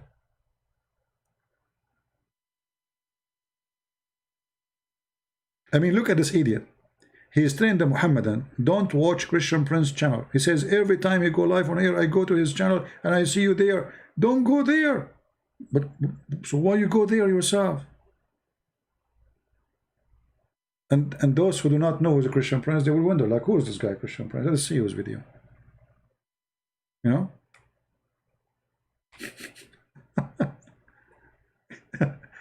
Yeah, that's why I say stupidity is amazing.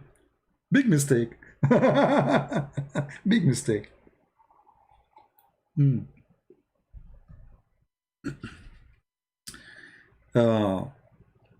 know, when Mimi, he did that video, the Muslim, they say, Christian Prince, he finished you. You are finished. And, you know, you see, even if I am not telling people in advance, I have 900 people watching. I mean, do you see how much I finished? Finished for what? For saying, suckle me? Go to your prophet, you eat. And the funny, they say Christian Prince, the sexual predator. For what? First of all, you know, you liars. The woman, she was saying dirty words about Jesus, and that's why I quoted for her what her prophet said about suckling. Secondly, if somebody says to a Muslim woman, suckle me, that will make him a sexual predator. You just admitted that your prophet is a sexual predator. They don't know what they are doing.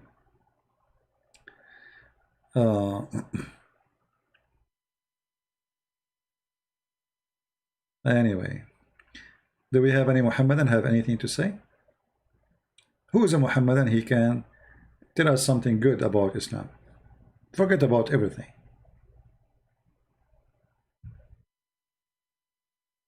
Yeah, he will be refuted, you know. Yasser Qadri, he will be refuted.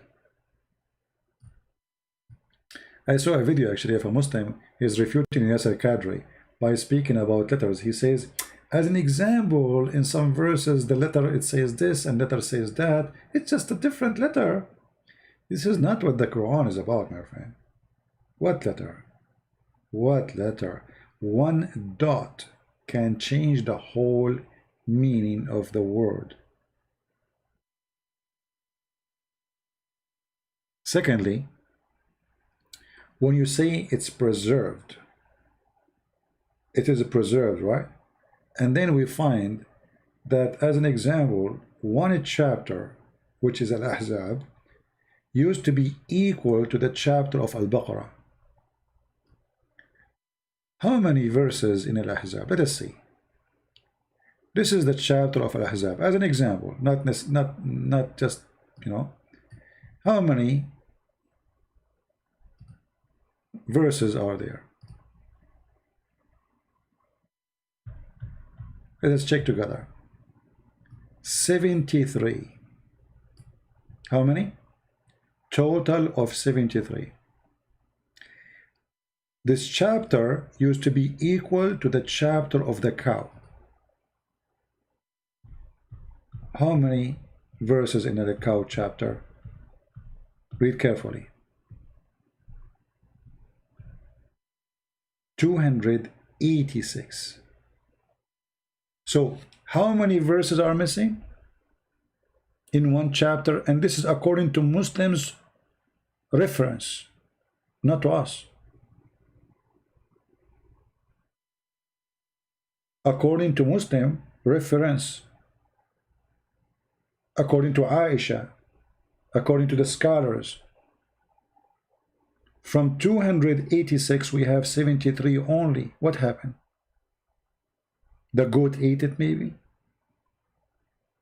as the Hadith says. There's 213 verses missing in one chapter, according to Muslims. So what, one letter and two letters and five letters? What are you talking about? Right? What letter? And by the way, I'm very upset that they are missing, because that will make us, we have in one chapter 213 jokes is missing.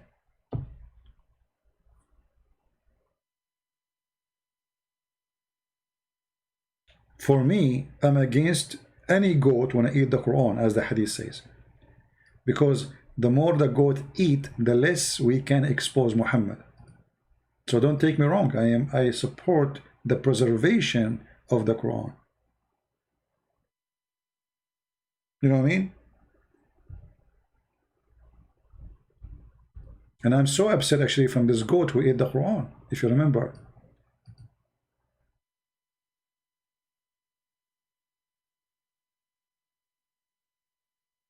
If I know that this goat will do that, I will shoot the goat if I was there. I will never let her even get close to the bed of Muhammad.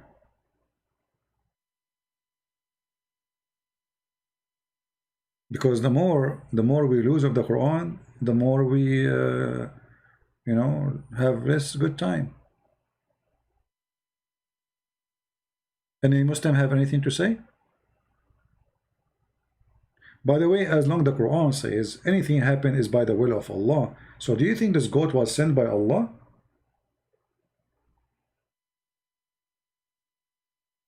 Anyone have like an explanation from the Muslim belief?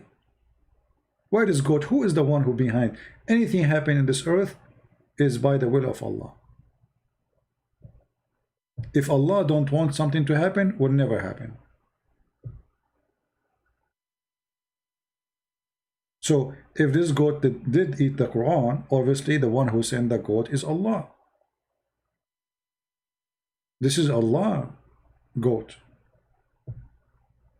which make it a holy goat, because now it's sent by Allah, and now she eat the word of Allah. Any Muslim?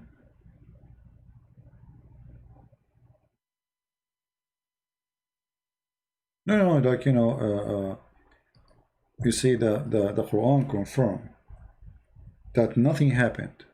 You remember the guy who called me in the other day from he's from Bangladesh, but he live in England?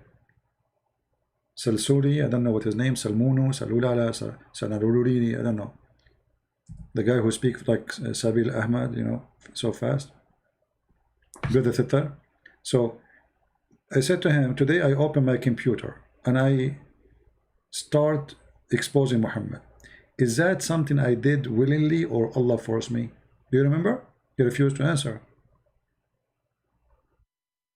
Remember, right? I keep repeating the question once after once after once. He will never answer. Why? Because the answer is so clear. Allah, He made me open the computer and speak against Allah.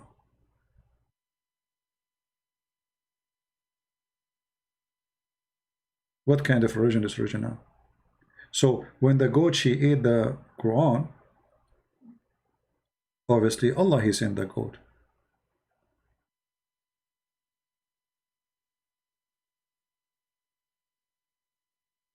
Because the goat cannot do anything. No one, according to Islam, no one can do anything unless it is the will of Allah. Even your adultery, if you have adultery, it is from Allah. Allah, He wrote for you the adultery you will do. You see, Islam can be, I mean, it can be like, you can make it look nice by adding some spices here and there, and making some lies. Muhammad was a decent man. He was the best of his people. He was from honorable family. I mean, honorable family, they are full of lies. Honorable family, the guy he used to take a shower with dead dogs and women blood from period. I mean, how honorable can be? You know, when you speak to Muslims about Muhammad, they try to make him God. He is from a biggest family. He is from honorable family. So if he was from honorable family, how come when Khadija, she made her father drunk just to make him think that he agreed to marry her to him? I mean, she needed to commit a fraud with Muhammad by the help of Muhammad in order to make her able to have Muhammad in her bedroom. Why the father was rejecting Muhammad? Remember, Khadija, she was married to 2 men before Muhammad. She had many kids before Muhammad. She is way older than Muhammad. So actually, the father should be happy that a younger man is going to marry this woman. Especially, you know, we Middle Eastern, all Middle Eastern, they want to have a virgins. Are you a virgin? If you're not a virgin, bye-bye. Okay? Yeah. So how come Muhammad want to marry this woman who is not a virgin and have many kids? Because she have money. And Muhammad is not from an honorable family. Otherwise, the father will be dying to make her have such a husband. As the Muslim claim, he is the most decent man. Trustworthy.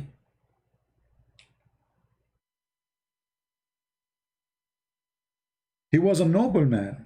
But, you know, at that time, noble men, they used to take shower with dead dogs. Yeah. I mean, yeah. That's a tradition maybe at that time. My grandfather, who's an Arab man, he told us that at that time, we don't take shower in the bathtub. We used to jump with dead dogs and women blood from period and garbage. Because that will protect us from mosquitoes. I mean, do you see how noble he is? They say to you, he's a noble man. This man is not only not a noble, obviously he is a mentally ill. I mean, regardless who you are, how in the world I'm going to jump with dead dogs and women blood from period and garbage, and even they say it's a stink.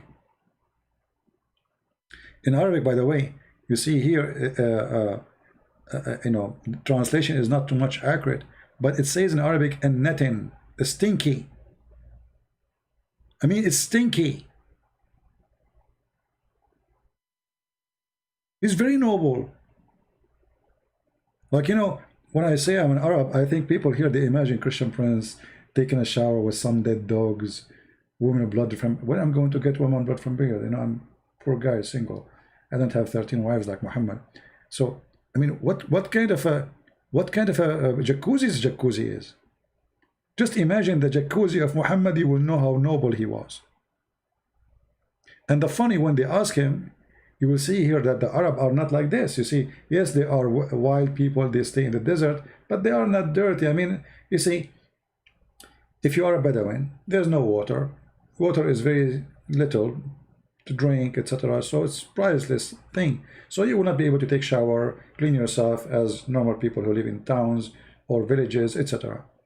But this guy, even the Arab don't do what he do. Look, they asking him, are you doing this? Who is asking him? The Arab themselves. Are you doing this? Can we use this? Because they saw him doing it. He says, yeah, sure. You know, the water is always pure. Science. Look at this hadith here. I passed by the Prophet, and look how they book those things. B-U-H, P-U-H, P-B-U-H. What is that? Corporation something? I mean, they cannot even say his name without adding those things. He will get killed. For he's the real God of Islam. So I passed by the Prophet, P-B-U-H-F-O-O-O-O-M-A, all the alphabet, peace upon him. Allah pray for him, not to him. When he was performing wudu, performing wudu, what does that mean? He's getting ready to be pure. He is ready to be pure. Wudu is ablution. To be pure for prayer. Okay, how Muhammad do ablution? Look at this. By from the well of Bidah, I said, are you performing wudu from it when garbage is thrown in it? Unbelievable. Like what? And the guy is a Muslim, by the way.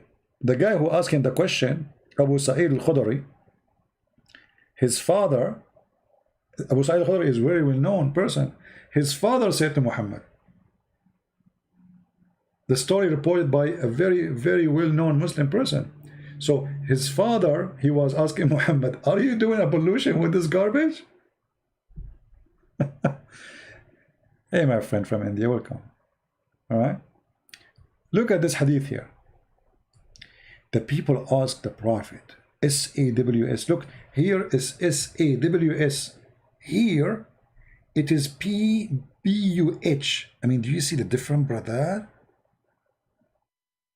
It's fun to be Muhammad. Look, here, Prophet Muhammad, P-B-U-H. Here, Messenger of Allah, S-A-W-S. I mean, that's you cannot say the name of Muhammad without all those letters after him. Mercedes-Benz 300, 500. I mean, you have to say something. Come on, this is Muhammad. You can't say just Muhammad. Allah himself pray on him. Huh? Called Fairuz. Fairuz, he left Islam, my friend. Don't you know? He left Islam already. He called us and he denounced Islam. And he accepted Christianity. He became a Christian now. Can we perform ablution out of the well of Bid'ah, which into it menstrual clothes and dead dogs and stinking things were thrown? And do you know how big this thing is? Smaller than jacuzzi. The water they are. This is, by the way, they call it bi'r. Muslim, they say this. There's Abdul. His name is Osama Abdullah. Osama Abdullah, he gathered with a team to refute me. And they said the Prophet was so clean, and even he used to clean himself from lice. Can you believe it? I mean, those guys, 5 or 7 guys, they gathered together to refute Christian Prince. And now they want to prove that the Prophet was clean. How they prove it? They say the Prophet, he was clean, and even he used to clean himself from lice. Isn't it amazing? I mean, why you don't believe that the Prophet was so clean? He used to clean himself from lice.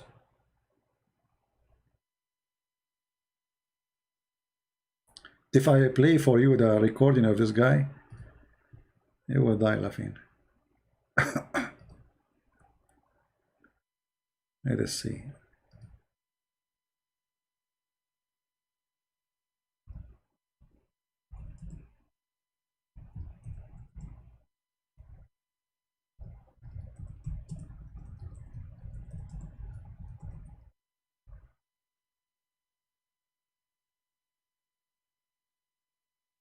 Oh,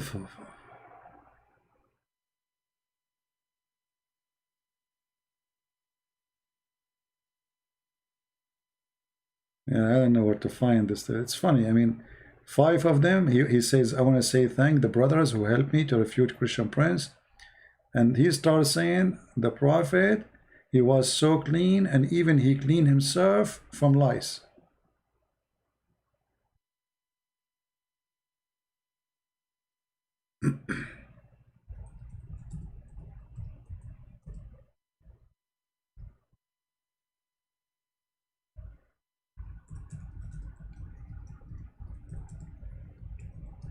Let us see if I can find it.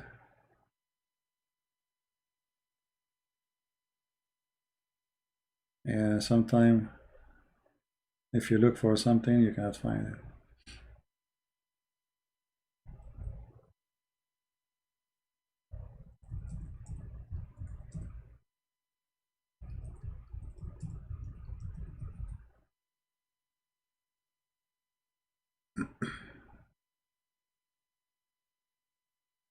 This guy first time he come to my chat room. Yeah, here we go. I found it. Yeah, I found it.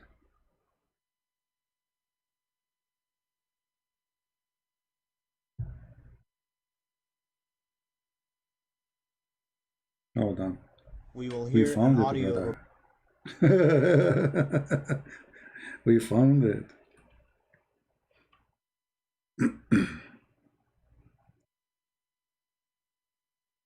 You want to hear it?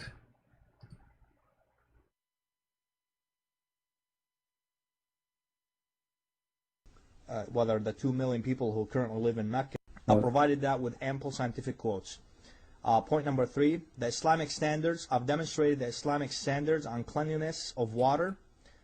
If the smell, taste, and color of the water are not altered, then I mean, the Hadith says it's a stink, and they says the water is not altered, and the color. The water remains pure. I have also proven that the water that the Prophet of Islam drank fit those standards. Point number 4, Prophet Muhammad, peace be upon him, was clean and even cleaned the lice from himself. Unbelievable. Did you hear it? The Prophet was so clean, and even he cleaned his lice from himself. Hello? What's wrong with you people? Crazy people, aren't you? He was so clean. Fit those standards. Point number 4, Prophet Muhammad, peace be upon him, was clean and even cleaned the lice from himself. Point number 5. My friend, there's no screen because this guy, there's no video. It's just text, nothing there. Yeah, I know there's no screen. Don't worry about it. But anyway, this guy, he gathered like a bunch of supposedly apologetic, if they can call them, like Mimi Hijab. They are a bunch of kids, and they want to refute me. Which consists of the following 7 points. The lies that Christian Prince raised against Islam during my debate with him. The funny, they debate me. In the debate, they get spanked. What is your answers during the debate? Why now? You see, they start making videos about the debate because the debate was horrible. So now he is trying to refute me, and he gets 5 of his friends, or 4. I'm not sure. I don't remember how many. They are very well known by name, supposedly. And brother, today we are going to refute the lies of a Christian Prince, which consists of the following 7 points. 7 points for The that. first point, was the body of the water really a well, or was it a stream of water? Point number 2, provided ample scientific quotes from the United States government's Department. From the United States government department. The United States government department says if water have dead dogs in it and women have blood from period and garbage, you can drink from it. And he quote for you, if a water coming from under the ground, that will filter. You idiot, what water from the ground? This is water of the sewage. This is not a living well, it's a dead well. There's no water in it. The water there it's not like water coming from the ground. It's a water coming from the sewage.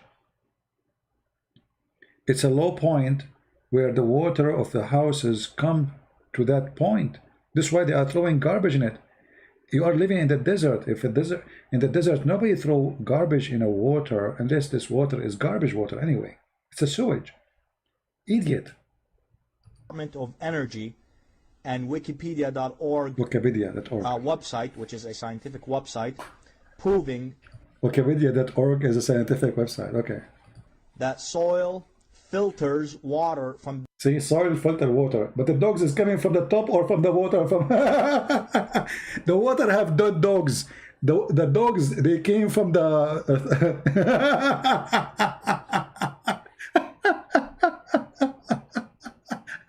The dogs are around Muhammad, they are dead, and he says the soil filter the water. Bacteria and microbes. I provided that with ample scientific quotes. Oh boy.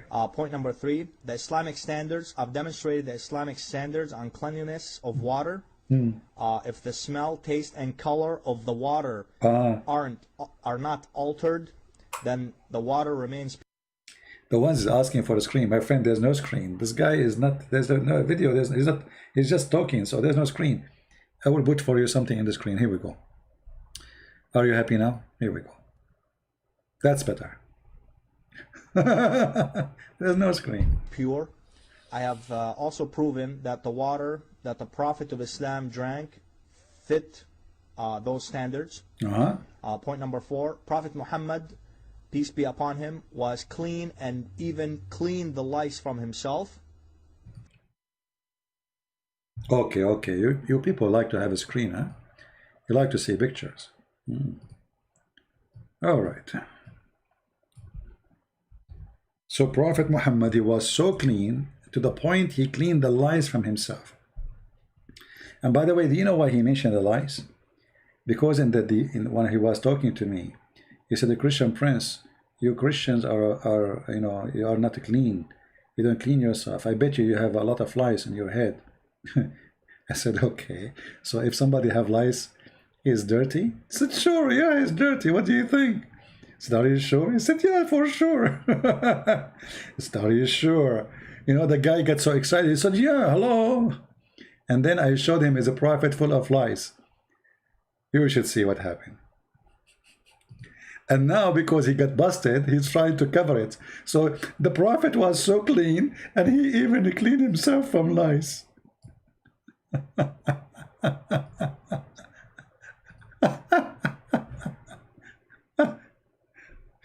Like the Muslim women, she said to me, the Christian women, they are full of AIDS.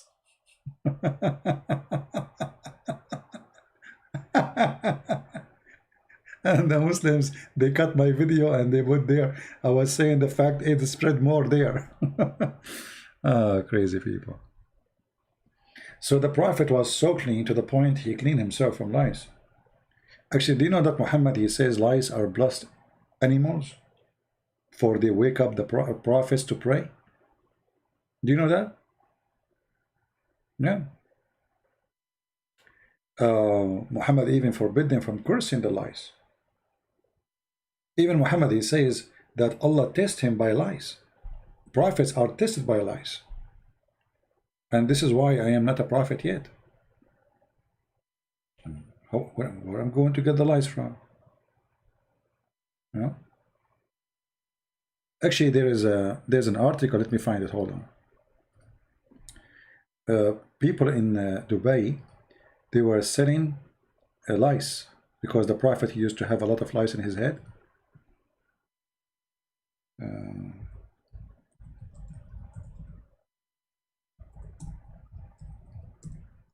So because he used to have, yeah, here we go.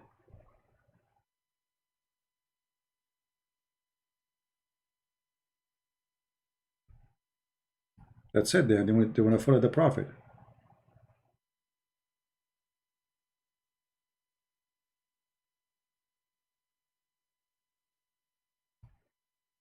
Here we go.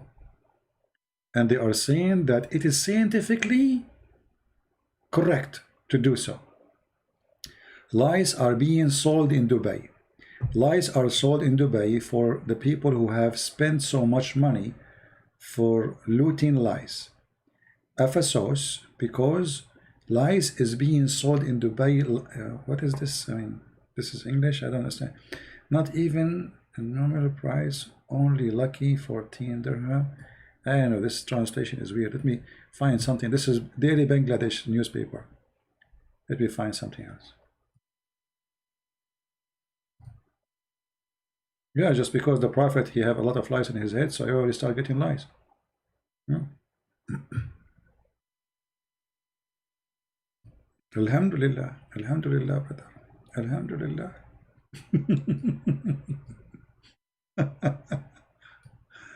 Okay. I mean, this religion make you lose your mind. Seriously. This religion make you really, I don't know what to say. Right? But if I show you the Arabic newspaper, they are saying because the Prophet used to have a lot of lies in his head, so obviously it's healthy, it's good, otherwise Allah will not allow it. You know, those are sent by Allah. Why he have lies? They are healthy. And they say the Prophet hair was very good. So women who they are suffering from bad hair, they are advising them to get lice in their head. They will fertilize you, brother. Oh boy. Okay. If you don't have lice in your head, you don't know what you are missing. Do you see? Look at this article. Lice is used in Dubai to treat your hair if you are losing your hair. Are lice being used to treat hair loss in Dubai? Yeah, brother.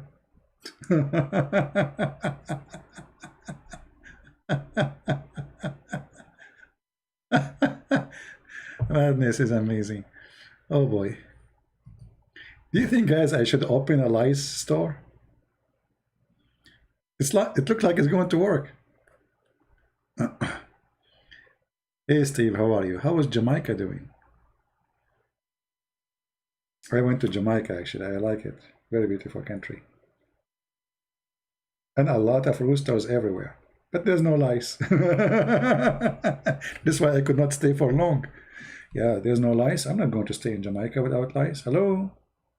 No?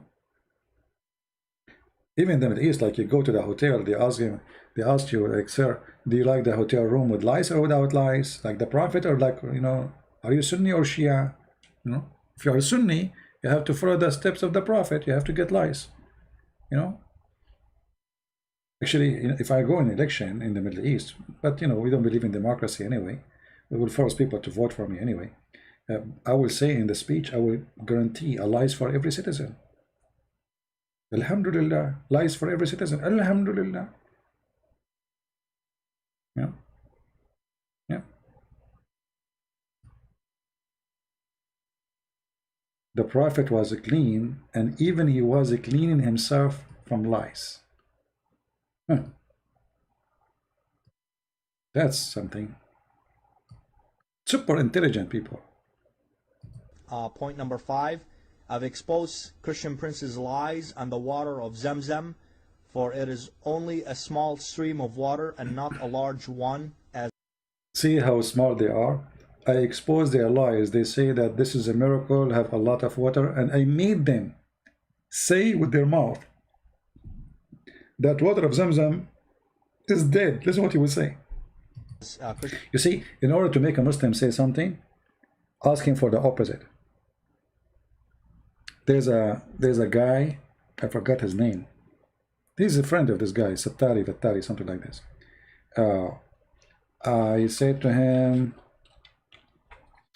the Prophet used to like, you know, he's not against gay. He said, no, you know, you are, you know, wrong. You are lying. I said, really? Where? Show me. You know. So if I give him the hadith, the hadith in front of me in the screen, if I give him the hadith to read, he will say, I reject it. It is da'if. I don't accept it. So look what he did. I know he's going to pick up this hadith. So he picked up exactly the hadith I want him to read. And he start reading until he arrived. That there is a, you know, and the Prophet he ordered to kick the gays out of the houses. And the Prophet he used to have a gay in his house. And Abu Bakr used to have a gay in his house. Everybody have a gay in his house. I mean, and the second I said, see, look, what the gay was doing in the house of the Prophet. The second he said that, he stopped talking and he left. So if I show him the hadith that the Prophet he have a gay in his house, who stay all the time there, they will say, oh no, we don't accept it. I made him quote the hadith which I want. Because this is how it works. You are not debating them. For always they try to deceive and they try to lie. So you have, it's like a game, it's like a trap, you know. Christian prince lied. The Saudi Arabian government today provides water to its people, whether the 2 million people who currently live in Mecca and Medina, this number according to him, I don't know if this number is true or not, but anyway, it provides the water, the fresh drinkable water to them from the Red Sea and the Persian Gulf. Basically, they have special processing plants that... So how your Prophet order people to go and drink water Zamzam, and you Muslim, you send Zamzam to London, Zamzam to Australia, it's fake. It's a fraud. There's no Zamzam. Zamzam is gone. They hook up like pipes to it from the normal water. There's no Zamzam. No. And how Allah he order you to go and drink from Zamzam then? If there's no Zamzam no more. May Allah Zamzam you. Take water from the sea and filter and clean out the salt, process the water and turn it into clean and drinkable water. This is where the Meccans of today get their water. The stream of Zamzam is not big enough to take care of all of them. Right. Point number 6, exposing Christian princes' lies on the bewitchment of Prophet Muhammad, peace be upon him. I've also demonstrated how Jesus suffered, quote, end quote, and had evil desires. That's according. So the guys, I quote, he's quoting, where we can find this is in the Bible. I mean, when they lie, it's amazing. The Bible says suffer and have evil desire, and I quote, this is quotation supposedly. I quote, again I quote.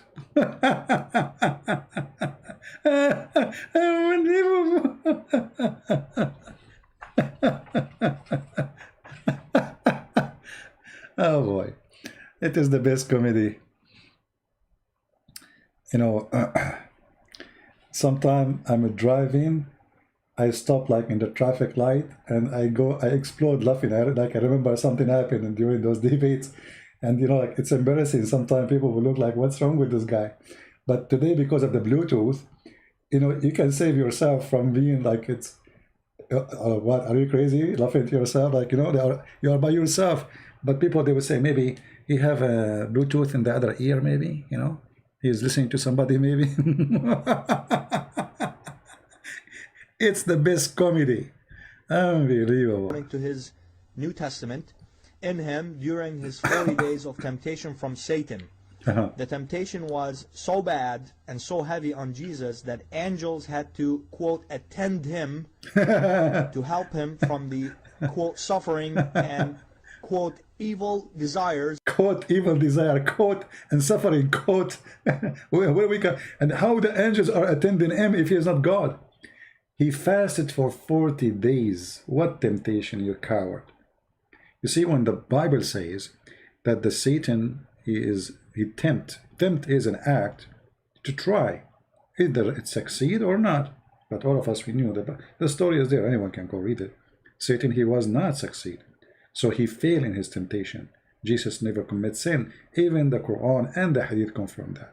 So those kids, because they are bankrupt, they don't know what to do. they are desperate. All of them, they are the same equality. They speak without knowledge. They don't have knowledge in their religion. This is why it's very embarrassing. This idiot, even when he was talking to me, I cannot call it debate. I mean, I don't debate any of them. They are a bunch of kids, all of them. He said, magic is proven to be false. Muslim, they start attacking him. What are you talking about? They made articles against him. This guy, he been tortured by Muslims. He said,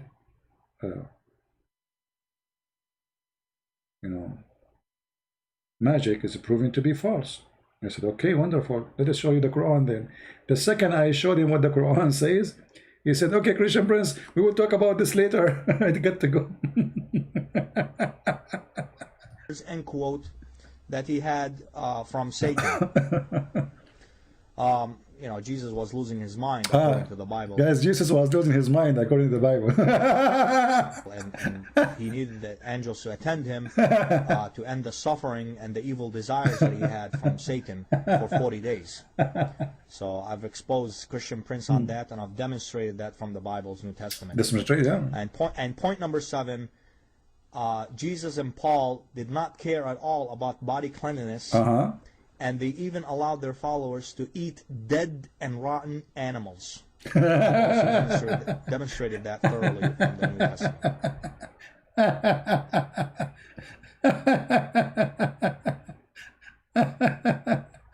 All right. From the commentary right now, okay, just to prove that you are a liar again, once more. Okay, here we go. Let me. Anyway, it's a kind of funny and.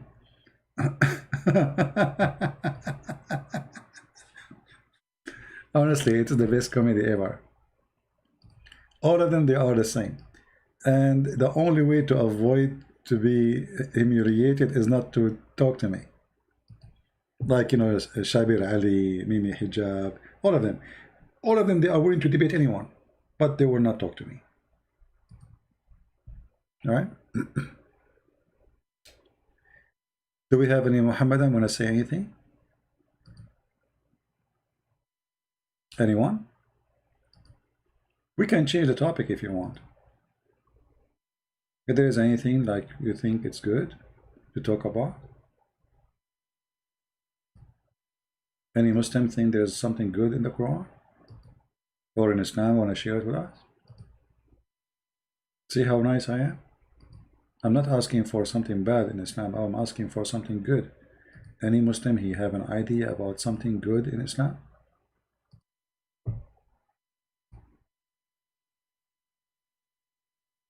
What is the meaning of Zamzam? I don't know really. I mean, this Zamzam thing is kind of weird. The name is strange. I don't know. Doesn't even make sense. I don't think even it's an Arabic word too.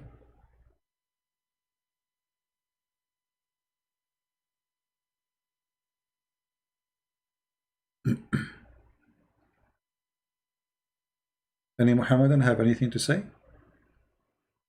See, because we did not inform people that we are going live on air, and this is not the time I go usually live on air, so we don't have too many.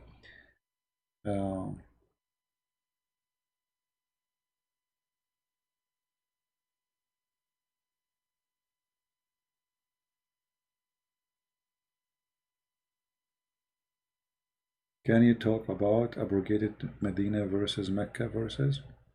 I don't believe really in those Medina and Mecca stories. However, as long as the Muslims believe in them, the story is very simple. Muhammad, when he was in Medina, in Mecca, he was a weak person. He didn't have men and army. And when he went to Medina, the situation changed. He became independent. He have men. Then he have gang. He invited a group. It's called Sa'alik. Sa'alik in Arabic is an insult. When you say to somebody Sa'luk, he will be so crazy if you say that to him. So Muhammad, he invited the Sa'alik, which is the outlaw, the criminals, the trash of the Arab. You see, this is literally what the word means, Sa'alik, the trash.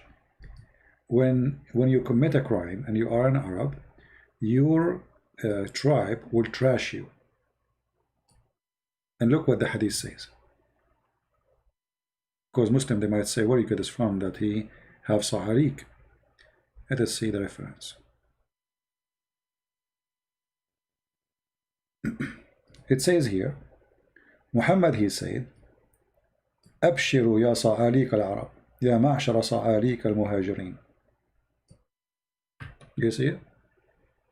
Muhammad, he called his followers Sa'alik. The Muslim, they translate it as the poor. The fact this is not true. First of all, those are not poor. They are criminals. They make a lot of money. Sa'alik simply are pirate. People who attack people in the street. They rob them. You know, they take their money. They make a lot of money. Like now, the Sa'alik of Somalia. The pirate. In one attack, they can make millions of dollars. They hijack a ship and they ask for ransom. They will not release the ship unless you give them $2 million in one day. So they are not poor. This is very, you know, make you really rich fast. Right? People who commit crimes, especially heavy-duty crimes, they are not poor. They make a lot of money. How they will get poor? I mean, they get the money of everybody in their pocket in 2 seconds. Right? So the Muslim, they say here in the translation, rejoice you, the group of the poor immigrant. It doesn't say poor, it says Sa'alik.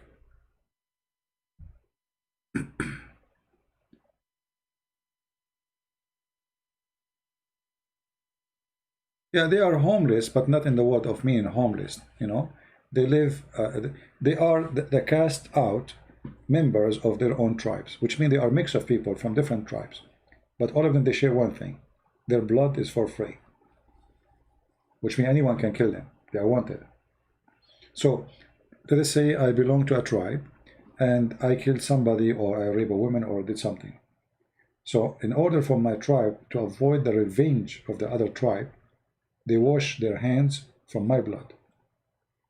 And that make me join the outlaw. So I cannot live in the tribe no more. I cannot be carrying their name. I have no protection from them. And then the other tribe, they are free to find me and kill me. You know? The outcast, exactly. And this is what Muhammad, in front of anyone who speaks Arabic, it says Sa'alik. Actually, let me find what Sa'alik mean in English. Maybe we can find, because there is even they have poetries there, you know, they are.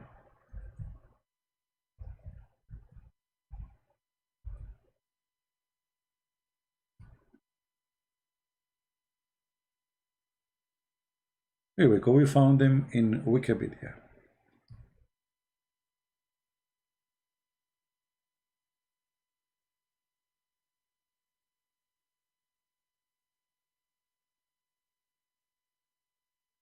I'm not sure how accurate what they have there, but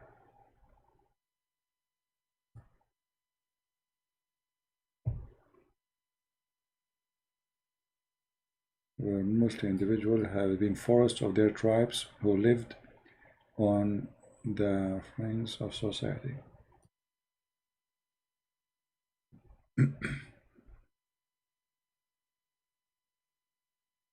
Yeah. And there is any proof that Muhammad tribes attacked the Jews, Christians, and Roman first? Well, Muhammad, he says that. I mean, you don't need to have a proof. Isn't the Quran says attack the Christians and the Jews? Chapter 9, verse 29. What first? If you pay them jizya. Muhammad in the verse says why he attacking them. This is Quran. He says attack them because they don't believe in Allah, not because they are attacking him. Do you see it? The Christians, actually, they are the one who give refuge to Muhammad. Like the guy who was stabbing people today in Scotland, and the other one who a few days ago in London, shouting Allahu Akbar, you know, He came as refugee like Muhammad, and later he stabbed you. So when somebody says something, you have to ask yourself where they get this from. Like saying that Muhammad, he he attack only those who attack him. The Christian never attack him. Muhammad, he went to Tabuk, the first attempt to attack the Roman. He failed. He went with thousands of fighters. He could not make it.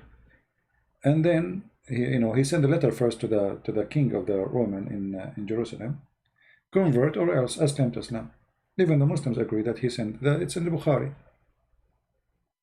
It's not, the Roman never go there. There's nowhere in history that the Roman went to Mecca. So why Muhammad is how we will fight war with them? So what happened when Muhammad, he forbid non-Muslims from entering Mecca, chapter 9 verse number 28, people, they start complaining how we will make money now. Okay, you took over Mecca. You see that Tawbah is the last thing in Muhammad's life. This is a chapter, should be actually at the end of the Quran, not chapter number 9. This is at the end of the life of Muhammad. So he forbid the believers from allowing the non-believers to enter Mecca. Okay, but the Kaaba is a bazaar, is a market, is a mall, like the mall today, where people have stores, lingerie, Victoria's Secrets. So what the business will do now? The Jews, we kick them out, we kill them. The other Arabs, we kill them to the rich one, and the rich one, they run away. So what we will do now? So he said to them in this verse, if you see, and if you fear poverty, soon will Allah reach you. Okay, how? Out of his bounty. How? Go and attack the Christians and the Jews. So attacking the Christians and the Jews was a solution for being in poverty. There's no business. So Muhammad, he come with the idea, the Christians are rich, the Jews are rich. Let us attack the Roman. Let us attack the Jews and take their money. You see it? It's just the verse after verse. You see it? If you fear poverty, soon Allah will reach you. Go and kill the Jews and the Christians. Here we go. Why? Does it say because they are fighting you? No. Fight those who believe not in Allah nor the last days. So what is the problem? They don't believe in Allah. They don't believe in the last day of Muhammad. Nor they forbid what forbidden by Allah, which means Islam teaching. And they don't approve his messenger. See the problem? Nor acknowledge the religion of truth, which is Islam. So this is the problem. But this is really an excuse from Muhammad just to make money.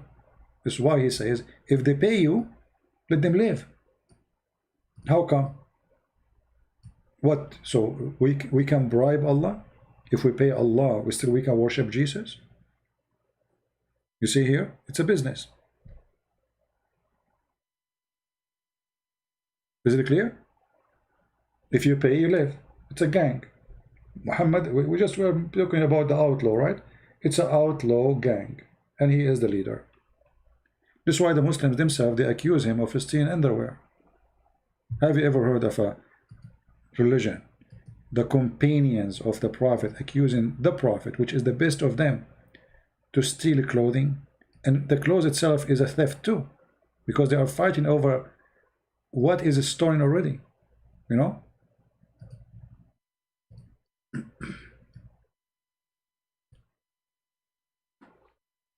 I mean, what kind of a prophet, as you see in chapter 3 verse 161, how a prophet can be a thief? And look at the false translation. It says no prophet could ever be false in his trust. It doesn't say that. It says Yahul. It's not for a prophet to be a thief. Change the translation. I mean, you cannot find even a decent translation. Let us see this one. What trust? Here we go. Look at this translation. Look how funny it is. Just to avoid that he's a thief. It is not for any prophet to take illegally a part of the booty. It's the booty. How it became legal. They attack a caravan and now they are fighting over the laundry. And they are fighting over what? Clothing. You believe it? I mean, look how trashy they are. They are not fighting over gold and silver. They are fighting over a piece of clothing. And the translation trying to avoid that, it says yaghul. It's to steal. What illegally part? Why you don't say, okay, if somebody takes something illegally, isn't it a theft? Say it. They don't. They will not say that Allah saying the Prophet is not a thief. And actually, this verse here proving that Muhammad is a fraud. Anyone knows why? Anyone notice why? Let's see how many of you are listening, learning. How we knew that this verse proving Muhammad is a fraud? Okay, let's say this. Somebody accused me of a theft, and God wanted to show that I am innocent. Is it enough just to say, to make a verse delivered to me? I'm the one who delivered to you. So I am the one who's accused, and I am the one who will make a verse or deliver a verse saying I am not the one who took it. Doesn't make sense. Why Allah don't tell Muhammad who is the one who took it? We go to his house, we found the underwear. You know what I mean? Muhammad did not tell who is the one. Why Allah did not tell him who is the one who took the underwear? That will prove that Muhammad is innocent. And it's amazing, it's a miracle, because nobody knows. You know what I mean? Are you getting my point? So if you want to defend him and you are God, at least tell us, okay, where we can find this underwear in the drawer of who? So it's going to be amazing if Allah told Muhammad, go to the house of this guy and open his drawer and you will find the underwear. And that will clear your name. But to say it's not Muhammad, you just prove that it's Muhammad. Because if it's not Muhammad, it means someone else. So how come Allah don't tell Muhammad who is he? So, you know, it's obvious. It's a stupid book. This book is stupid. But sometimes, I don't know, sometimes I feel like, how in the world a human being can be so silly, stupid? Don't see it. I mean, are you blind? Are we really blind? Isn't it clear? I mean, you accuse somebody, if he is a thief, he stole an underwear, and then you accept that he is not the one who stole it by making a statement saying, God told me to tell you it's not me. You go to the bank, you rob the bank, and then the police come to you, and they accuse you that you are the one who was in the camera, and you say it's not me. What the proof? Said, okay, tomorrow Allah will prove it. And then tomorrow you give him a verse, says, Allah gave me this verse, it's not me who goes in the bank. Who was it? Allah don't know. So was it really underwear? You see, I say it's underwear because it's obviously it's important. You know, we Arab, we care for the most part of the clothes. Like this is the underwear.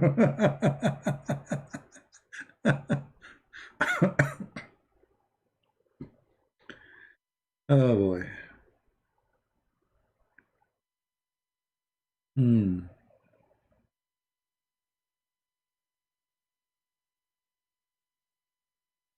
There's an Arab guy. He's a womanizer. So what he do? He take a gift to women, and then he steal the gift after he sleep with them. You know. So he sleep with the women. He give her like a panty. She wear it. You know. She don't take it right away. He wanna give it. He keep the packaging. He take the packaging with him. So he always do the same trick. And then one day he met the guy. He said to him, "What do you have with you?" He said, "Oh, this is a gift I have today. I have a date. I'm going to have a woman, but she is married. You know." The guy, he said, "Oh, really? Good for you, man. Good for you. Let me see what you have. What you have." So he showed him what he have in the back. It was a panty his wife she was wearing last night. And this is exactly what happened with Muhammad. Even when they accused his wife that she was sleeping with the guy, his name is Safwan, he made a verse saying she was not doing that. I mean, there is witnesses. There's people who they are witnesses. The women, she spent the night with him. How he proved that his wife is not sleeping with the guy? He made the verse. Allah told him, it's not her. That's it. The story is over. Yeah.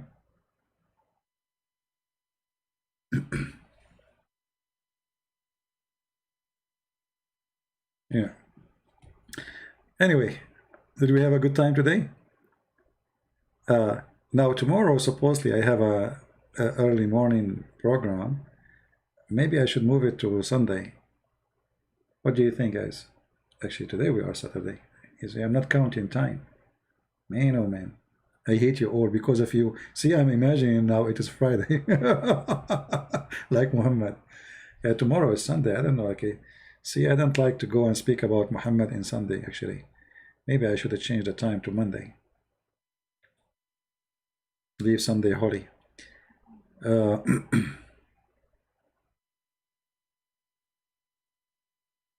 Let us see. How is your roof? Oh, my friend, come help me. You know, my house is very old. You know, I appreciate the Lord. You know, having a roof is something wonderful. I'm so grateful. But I have like bad insulation. You know, many things need to be repaired. And now it's getting more and more hot. And literally, I feel I'm being cooked like a barbecue. And you know, here labor in USA is very expensive. Extremely expensive. It's okay, you know.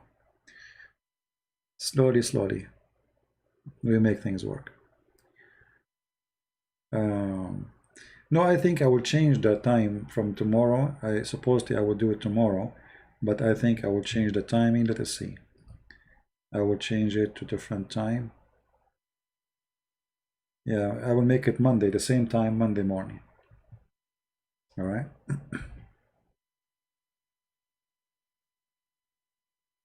Maybe I go tomorrow in the quality of life. I will see. I did not go there for a long, you know, but I like to keep Sunday away from the garbage of Muhammad.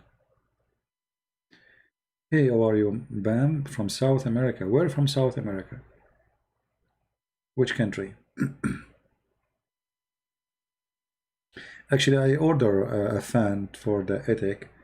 Yeah, very expensive stuff. I ordered solar one, but they are expensive. But better than being cooked. You know what you can do.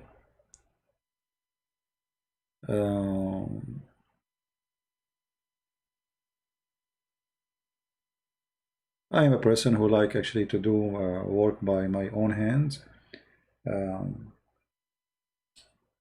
I paint, I fix windows, I fix floor, I install faucets. I'm a multitask person. You look tired? You don't see me, my friend. No, I'm not really tired, but it's hot. It's hot and my house, the air conditioner is not working properly, very bad. So I have my fan and I cannot even force the fan on me, otherwise the sound will come in the microphone. So I'm sweating here to avoid the fan to be on me.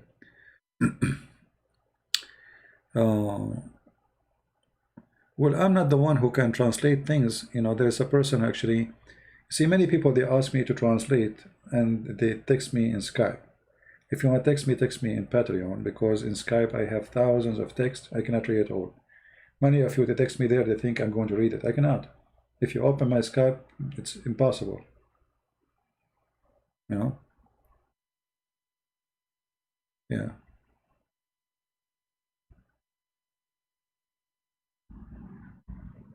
I am a bad handyman. Why, Samir? Why am I a bad handyman? Do you like me to be like Muhammad? He was a handyman too. To the point he was having sexual intercourse with all his wives without even washing or moving his hand. I mean, the guy without washing all the wives. Oh boy. Anyway.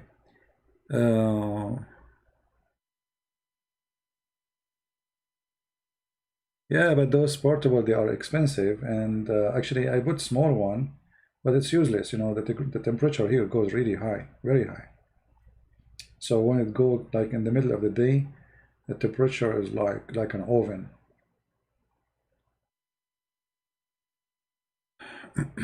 Anyway, God is good. Do you know proof Hitchin? No, I don't know. I don't know this person. His name is Hisham. From Tunisia, his name is Hisham. The name is strange, I don't know.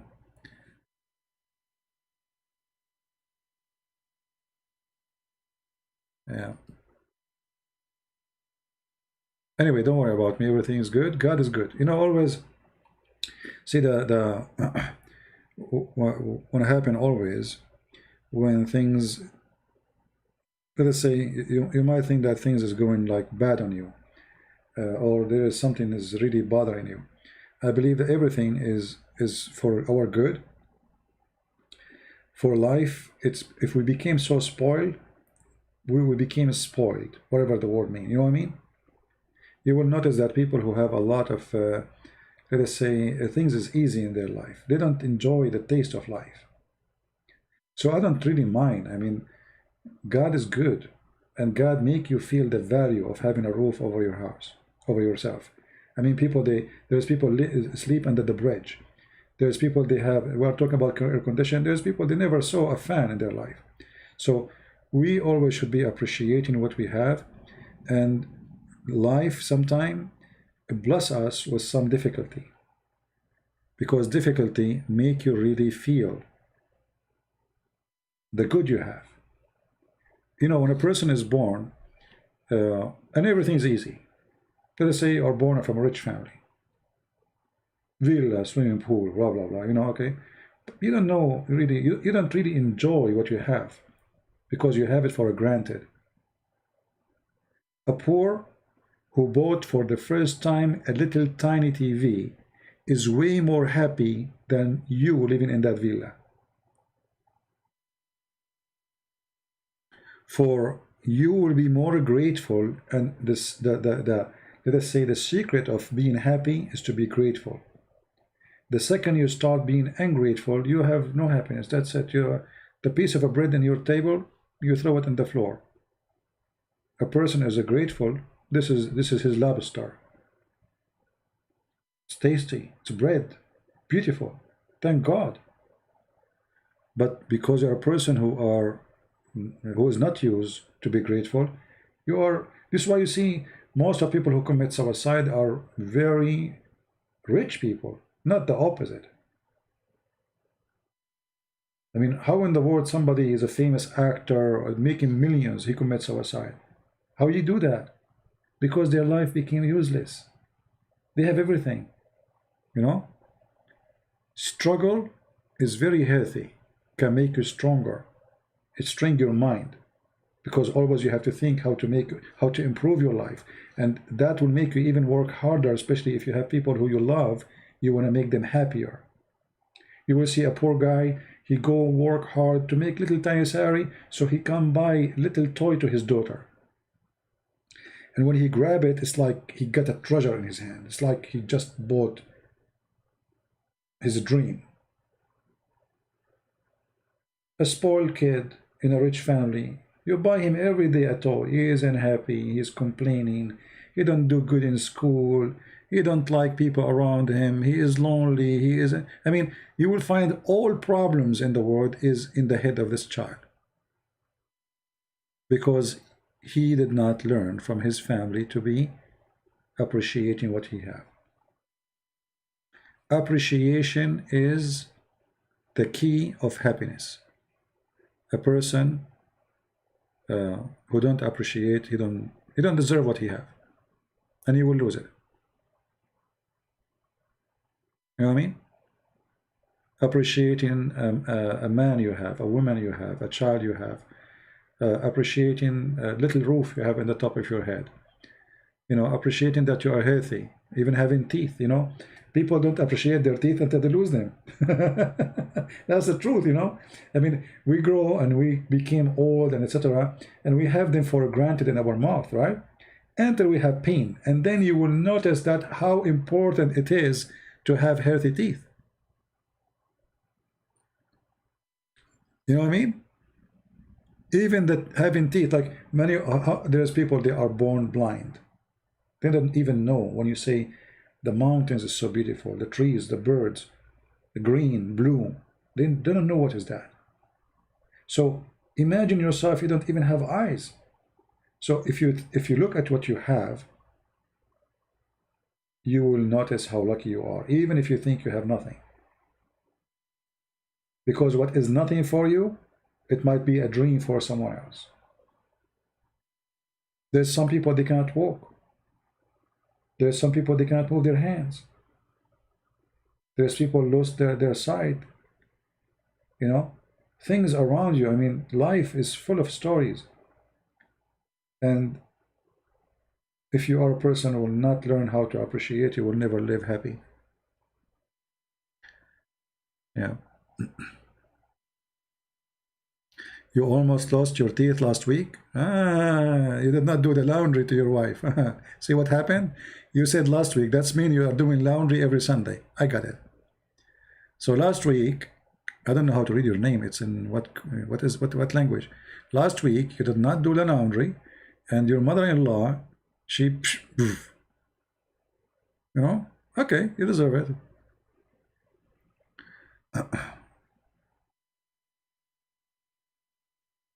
Yeah, his name is Qatham. Yeah, Qatham. Yeah.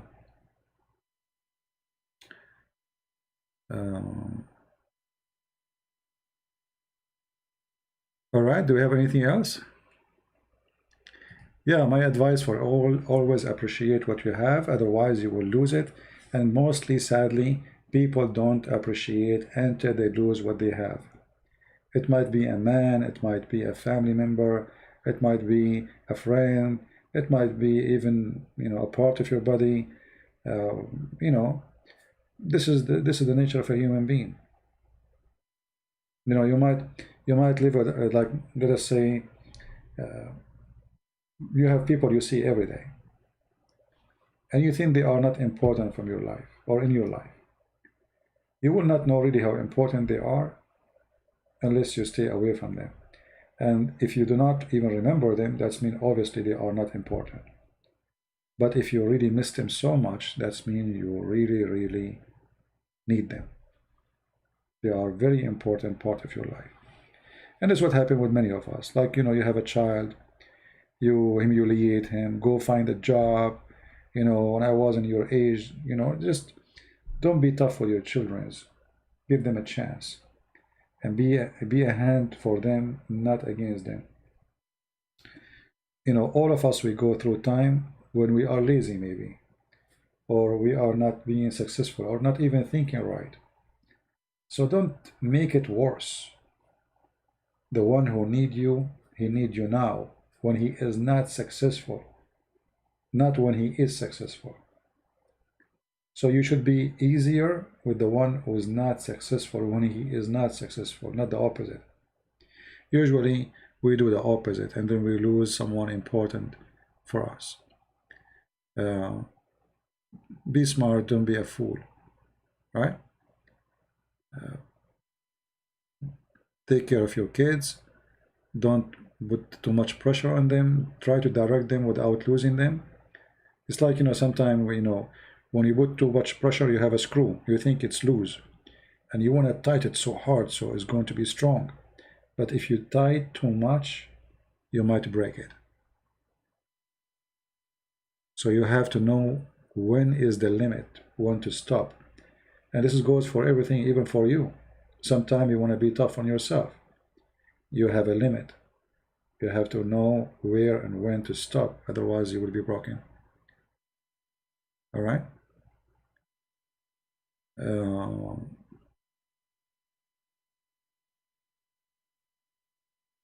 Anyway, we have another channel. We talk about those things. It's called The Quality of Life. I did not go. Usually I go every Saturday and Sunday. But, you know, as you see, I'm really busy lately trying to make things happen. I have books need to be published, and God knows how many things I need to do at the same time.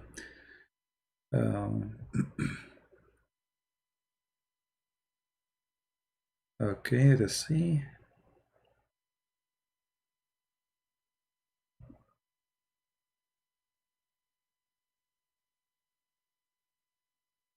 Yeah, you see, if your father was strict and you are not strict, doesn't mean they are doing the right thing. You have to be strict. You see, you have to be strict about certain things. As an example, about ethic. Never compromise about ethic. Because the second you compromise about it, you lost him or you lost her. As an example, if you have a child, let us say you have a son, he's 10 years old. He went to the yard of the neighbors, he stole some lemon or some orange. He brought them home. And the father or the mother, they say, oh, good for you, bring more. You just created a thief. You just what? Created a thief. Literally. You just taught him a bad ethic. That taking what is not belong to you is a good thing. So you have to be strict when it's come to ethic, and you have to be easy when it's come to skills and quality. As an example, your son is not doing good in school. Don't break him. Maybe he is not good in school. He will be good in something else. He's not being bad, you know. Not being good in school doesn't mean he's a bad person. You understand? So never compromise about ethic with your children, especially in early age. Otherwise, you will break them. You are going to you will compromise your children. You are making them a fraud. Never speak bad language in front of your children with your wife, even though you do maybe, which is wrong. If you say the F word in front of your children, what do you think your child will be? If you insult the mother, why they will respect you? Why your child will respect you if you insult their mother? Or the mother, she insult the father? You just gave him an example of an insult family. So you have to be careful, never compromise in ethic, and start with yourself, because you will be the best example. Somebody call, you tell your son, tell him I'm not here. You just told him to be a liar. You know what I mean? You just told him to be a liar. He look at you, he's a kid. Oh, tell him you are not here, but you are here. You just tell him that. You just taught your kid to be a liar. So why you will blame him to be lying at you tomorrow? Where you been? I was with my friends doing homework. You're a liar too. I mean, if the father is a liar, why the son will not be? So always little mistakes, maybe you think they are little, but they can turn to be a big problem. So you wanna have a nice future family, successful family. Never compromise with ethics. Start with yourself.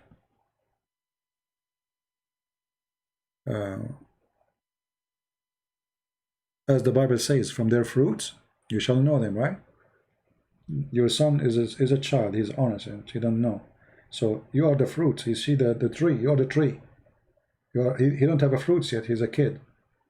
So he look at your fruits, and your fruits is not a good example. Lying, maybe cheating, maybe etc. So why he want to be, you know, sometimes kids who they are born of a bad parents, they can be way better than their parents, but this is not necessarily the case always, because they have like a reaction in the correct direction. But usually children will take a lot from their parents, usually, but not in all cases. Yeah, sometimes you will find someone is born from a family, the father was drunk, he beat the mother, the woman, she was cheating, but then the son is totally different, right? But this is not the case always. And usually those kids, they go through a lot of suffering before they can go in the correct direction. Anyway, I think we have enough for today. I'm not going to keep this video really, but you can cut the part where we are talking about Ishmael is not from Muhammad is not from Ishmael. All right.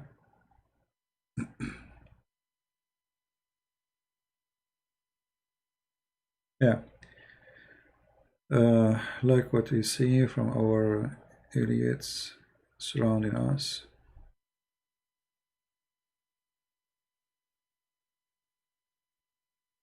Idiots. I don't know what you mean by idiots. Excuse my English, Samuel. What do you mean by idiots? Elites, sorry. Elites. What elites mean? Hold on, let me search it. I don't know what is. You know, I think I'm trying to figure it out. Are you saying the famous one? When you say the elite, like leaders or etc. Leaders are the last one to be followed. They are not leaders. They are there because they are corrupt. You know what I mean? Yeah, they are ruling class because they are corrupt. You see, if you are a decent man, you will not be there. They will never even let you get there. And if you get there, they will take you off very fast. Let us say you get there by mistake. Like, let us say, I'm not going to say Trump is the good guy, but compared to the rest, he is very good compared to them. So he is being there is a mistake for them, trying to correct it. He is not really good, but he is way better than all the scam around.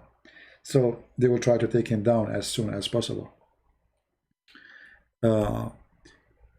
Always the corrupt ones, they will be the class. The class never was the good ones. Never, never. Never think that a class have, you know, like, look around you. I don't need to describe to you. Just look around you. Right? Yeah. The good ones have nothing to do with what they call them the class. The class, all of them, they are to be a class, you have to be not honest. You say something you don't believe in. Like me, you know, if in order to make YouTube happy with me, I have to say things I don't agree with. And then they will allow me to collect donation in YouTube. But because I don't care, you know, I say things as it is, I cannot use you know, I mean, all people, they have that you know, option to collect donation, right? But not for me. YouTube sent me many times, many warning, and that's it. You know, you are not, or you know, against our guideline, blah blah blah blah blah. Okay, your guideline will not make me compromise and be a slave of your money. I know exactly what they want, and I will not do what they want. So they use donation and the source of income to oppress you. As simple as that. So either you know, okay, say, oh, you know, now I can get donation, people, they can support me, I have to speak in different way, etc. I'm not going to do that. I don't care. People, they say to me, you say idiot, you say donkey, you say it. I will say it. I don't care. Because this is not the reason for them to stop me from collecting donation. There's way more reasons. I'm making a lot of people angry and they don't like what I do. No? Make a video about lingerie, about anything silly, you know, you will get money. Right? Or support Islam, you will make money. They will never, YouTube, they will never take the account of anyone supporting Islam because he is out of the guideline, even though they speak about jihad, they speak about the, you know, I mean, teaching hate against the Jews, the Christians, etc. They will never take their video down, and they will never stop them from collecting donation. But me, I'm a bad person for them, right? Yeah.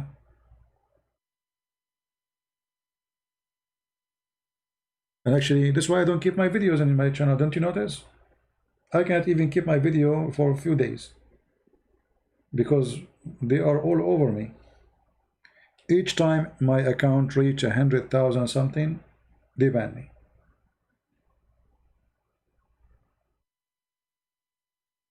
If I am not getting banned, I should have millions of subscribers by now.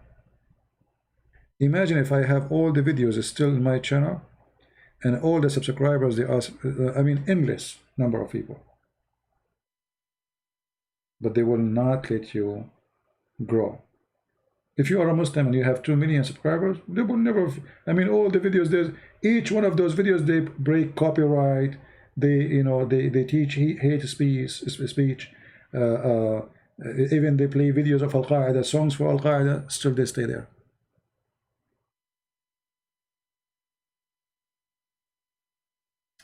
Can you speak about how to explain to non-English speaking Muslims about the context of the Hadith? You see, the language is not the problem. The problem is the knowledge. So before to explain something to someone, it doesn't matter what the language is, you have to have knowledge. Otherwise, how you explain something you yourself don't understand. So always before you open your mouth to speak about any topic, you have to educate yourself very well. You know what I mean? And the rest is yours. The rest is you. You have to, you know, when I talk to a person, I don't have a one method. I speak to the person depending who is he. You know what I mean? Sometimes you speak to a nice person, polite, respectful. So you have to speak to him in a manner where he deserves what he deserves. If a person is rude, I will teach him how to be nice. So whoever you want to talk to, you have to examine the person first, his equality, his background, education, and then you can determine how you speak to the person. So there's not the, it's not like, you know, we are going to make a cake and the size is 4 by 4. You cannot do that. Every person is different. Every person have his own shoes, like Cinderella. You know what I mean? So you have to treat every person as Cinderella. People are different. Humans are different. They think differently. They receive differently. They get upset easy or fast. You have to find out what kind of person you are speaking to.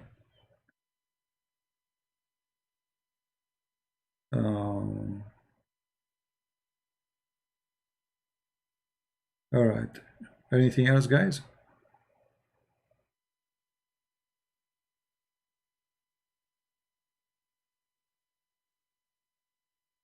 Yeah, you know, freedom of speech. There's nothing is called really freedom of speech. I mean, it's relative. Like in USA, you know, like you can tell that we are moving in toward politically correct. Like now, they are taking statues. You know, like there's a city now in USA have no police. You believe it? I mean, crazy people. So now what happened? If somebody attacks somebody, you call who? They created a department. It's called Avoid Violence Department. The city is going to go crazy. Just wait. I mean, those people. And actually, you know what? I believe that sometimes doing stupid things is the best way to know that you are stupid. You know what I mean? So soon those people who they dismantle the police in their city, they will find out how stupid they are. Just wait. When all the criminals will go to that city, because now this is a heaven for the criminals. There's no police. That's it. You do whatever you want. I mean, crazy people, liberals, you know. Liberalism, you see the word liberal, it sounds good, but when you examine those who live in this country and they are liberals, you find that they are taking hashish. You know what I mean? They are taking hashish.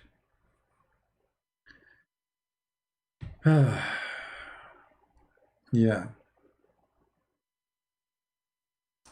Can you explain chapter 66, 1 to 5? Is it about Maria or honey?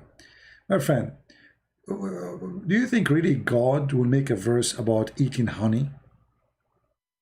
I mean, isn't it the Quran says honey have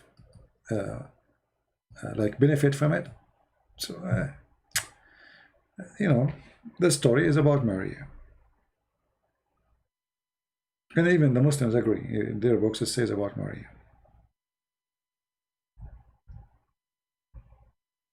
And why the Quran did not say it's about honey, if it's about honey? And what the Prophet he forbid himself from drinking honey, and then Allah he made a chapter or verses about it. What kind of God he is involved with the food you want to eat in your kitchen as an individual?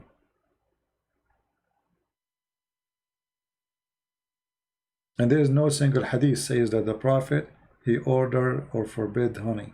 That's false. Actually, he ordered people to drink honey all the time.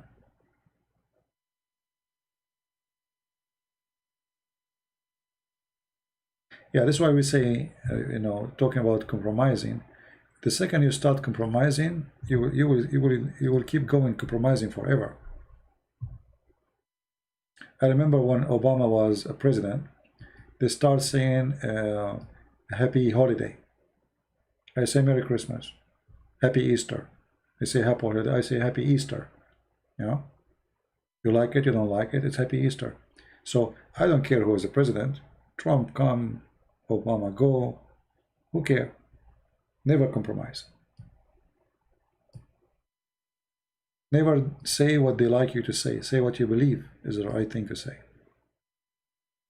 Right?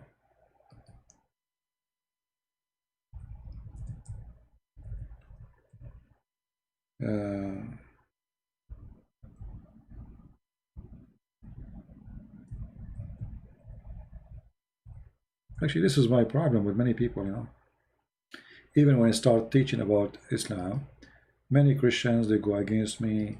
You are not, you know, you are not being kind. The Bible orders us to be kind. And then I start quoting for them Jesus, you know, saying the son of snakes, you know, the son of the snake, the Satan, the hypocrite, all those words used by Jesus. So how come Jesus, our Lord, he can use it, we cannot use it?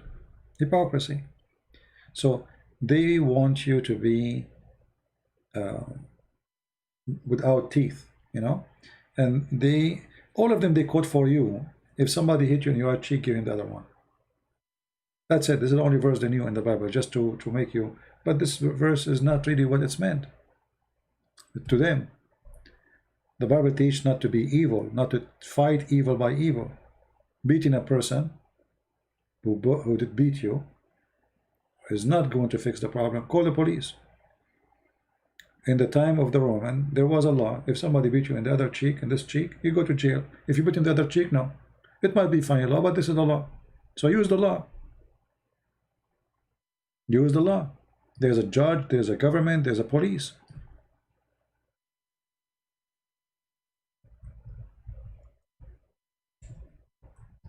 But in order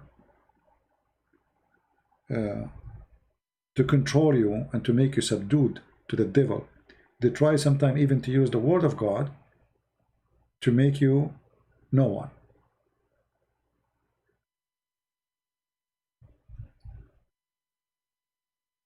You know, I told you before, you know, since I was very young, I have a hobby of guns. I like guns, I like weapons. So we go, you know, Christians, we go hiking. And, you know, they always like complain, why you have your gun with you? Aren't you Christian like us? You know, they make like, I mean, they say it even to insult you. And I say, I like guns. What's your problem? You know, don't carry guns. I like guns.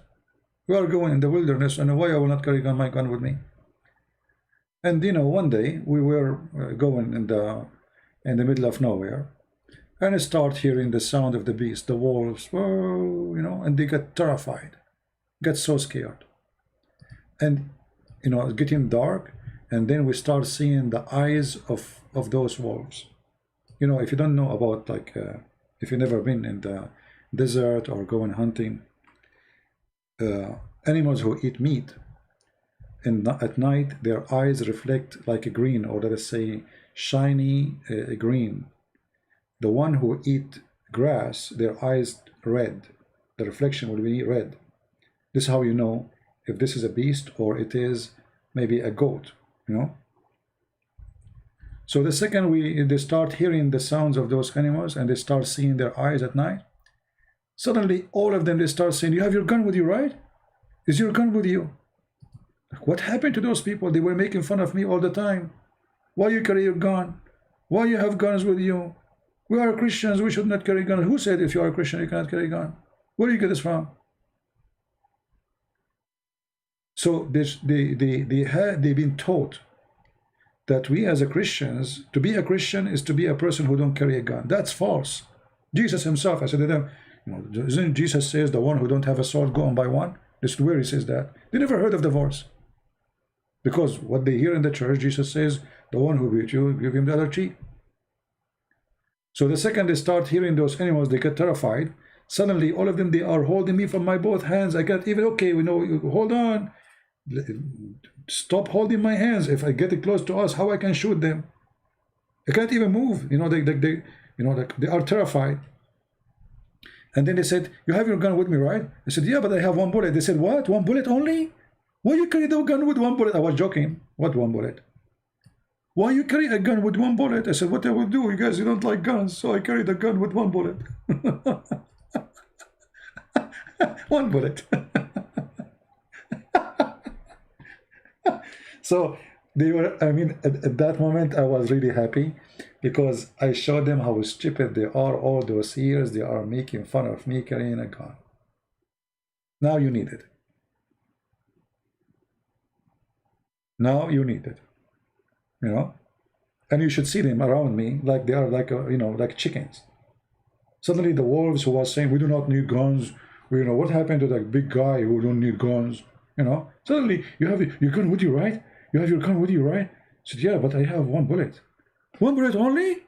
What? I said, yeah, my gun, it can take one bullet to save myself. So anyway, you know, people, they have their own way of understanding things, and they think they are the smart one. And sometime, and this will be a good lesson for us, sometimes everybody go around you, doesn't mean you are wrong. As those people, all of them, they are against me, which should convince me that I'm wrong. But why I'm wrong? Why, if I carry a gun, I'm wrong? I never harm anyone. It's not guns who kill. It is the one who is using it. If you want to kill, you can kill by a knife, by a stone, by a rock, by a car. Not necessarily a gun if you are a criminal. You can kill even by your hands, naked hands, if you are strong. So they, you know, even they are Christians, they are nice people, they are kind, but they grow in a society. They've been taught that we as a Christians, we should not carry guns, which for me, I grow in a family, different kind of family. You know, carrying guns is fun. It's like a gift when you are a kid, they give you a gun. You know, we have different, we grow up in different kind of family. But always people, they try to put pressure on you, and the pressure sometimes it might make you think that you are wrong, even though you are not. So don't listen to them. Think about what you do carefully, and you should be able to find out if it's wrong or not. So if you carry a gun, carry it legally, get a license for it, don't commit a crime, and don't hurt people. You know, guns exist for a reason, and that reason should be used only to defend yourself. Never hurt people, never kill people, and don't use it unless you have no choice except to use it. And that's it. You're fine. Never be a criminal. You know? Yeah. Yeah, don't carry a gun without legal permit, because then you will go to jail. And you know, I mean, what? Why you want to do that? You know, you have to be smart. And here in USA, you know, you get a license. You can carry many guns, not only one. You can carry 5, 6, 7 guns. Who cares? It's just one license. Anyway, you have to find out, like in your town, how the law is, and actually having guns in you know. You see, the worst city in USA is Chicago. The worst city. A lot of killing happened there. Why? Citizens are not allowed to have guns. Criminals, they can have it. So when you forbid the good ones from having guns, you are giving permission to the bad ones to take over. Where I live, if you are a thief, if you are a criminal, you go inside the house, 99% you will not get out alive. Because everybody have guns. Women have guns. You are not the only one have one. You know what I mean? So it's way more safe society from a society there's no guns in it. Because the only one have gun, either the criminal or the police. The police, they need at least 5 to 10 minutes to arrive. By the time they arrive, you are dead. The criminals, they have their guns. So you say to the good citizen, you cannot have guns, but the bad citizen, they have all the guns they want. This is why you see always in the states which is run by liberals, they have way more crimes than other states. You know, let us say like you want to go in a state where everybody carry guns, you know, with him, and you want to like this guy here, the terrorist. The second you say I want to kill you, Allahu Akbar, you will be shish kebab, because everybody have guns. But if you go to a state where, like in England nobody can have guns. So the citizen cannot protect themselves, and the criminals, they can kill you. Stupidity. All right? So for me, you know, I support that every citizen should have guns at home, but just be sure that you are not giving it to a crazy person. You can make like an exam to see how stable he is, check his credit, you know, to see that, to be sure that you are not giving it to a crazy person who will start using it left and right. But having guns can make more safe society actually. It's not the opposite. All right. All right, I think we have enough for today. Now, what we would do with this video became long, and I wanted to talk about Ishmael, etc. So if you want to download the video, you have to cut the part speaking about, and you stop from the time we stop talking about Ishmael, if you like to download it. And as I know, I don't keep my videos for long.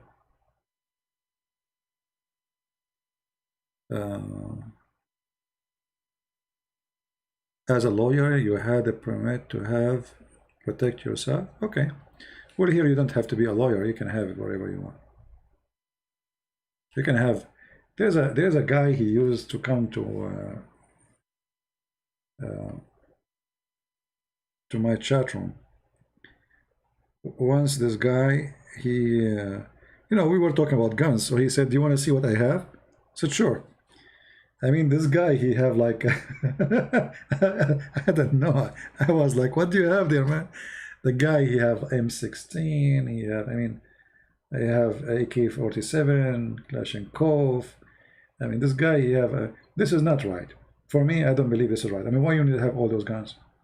I told him, why you need them?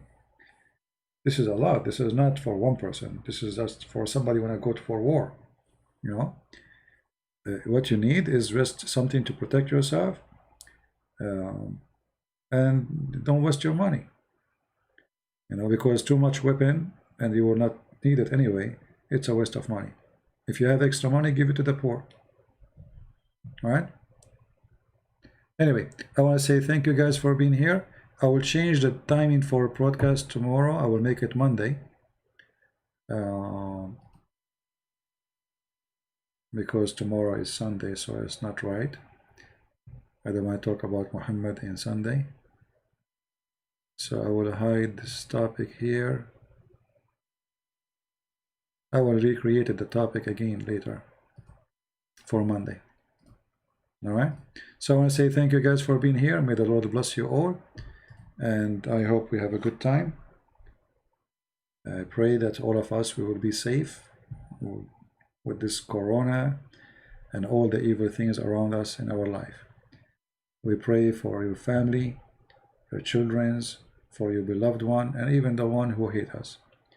We pray for the Muslims to be healthy, to live in peace, and we pray for all the Christians who are under discrimination to be safe and secure from the hands of the evil ones. We leave you with peace, and the peace of the Lord will be with you always. Thank you, and God bless you. Take care.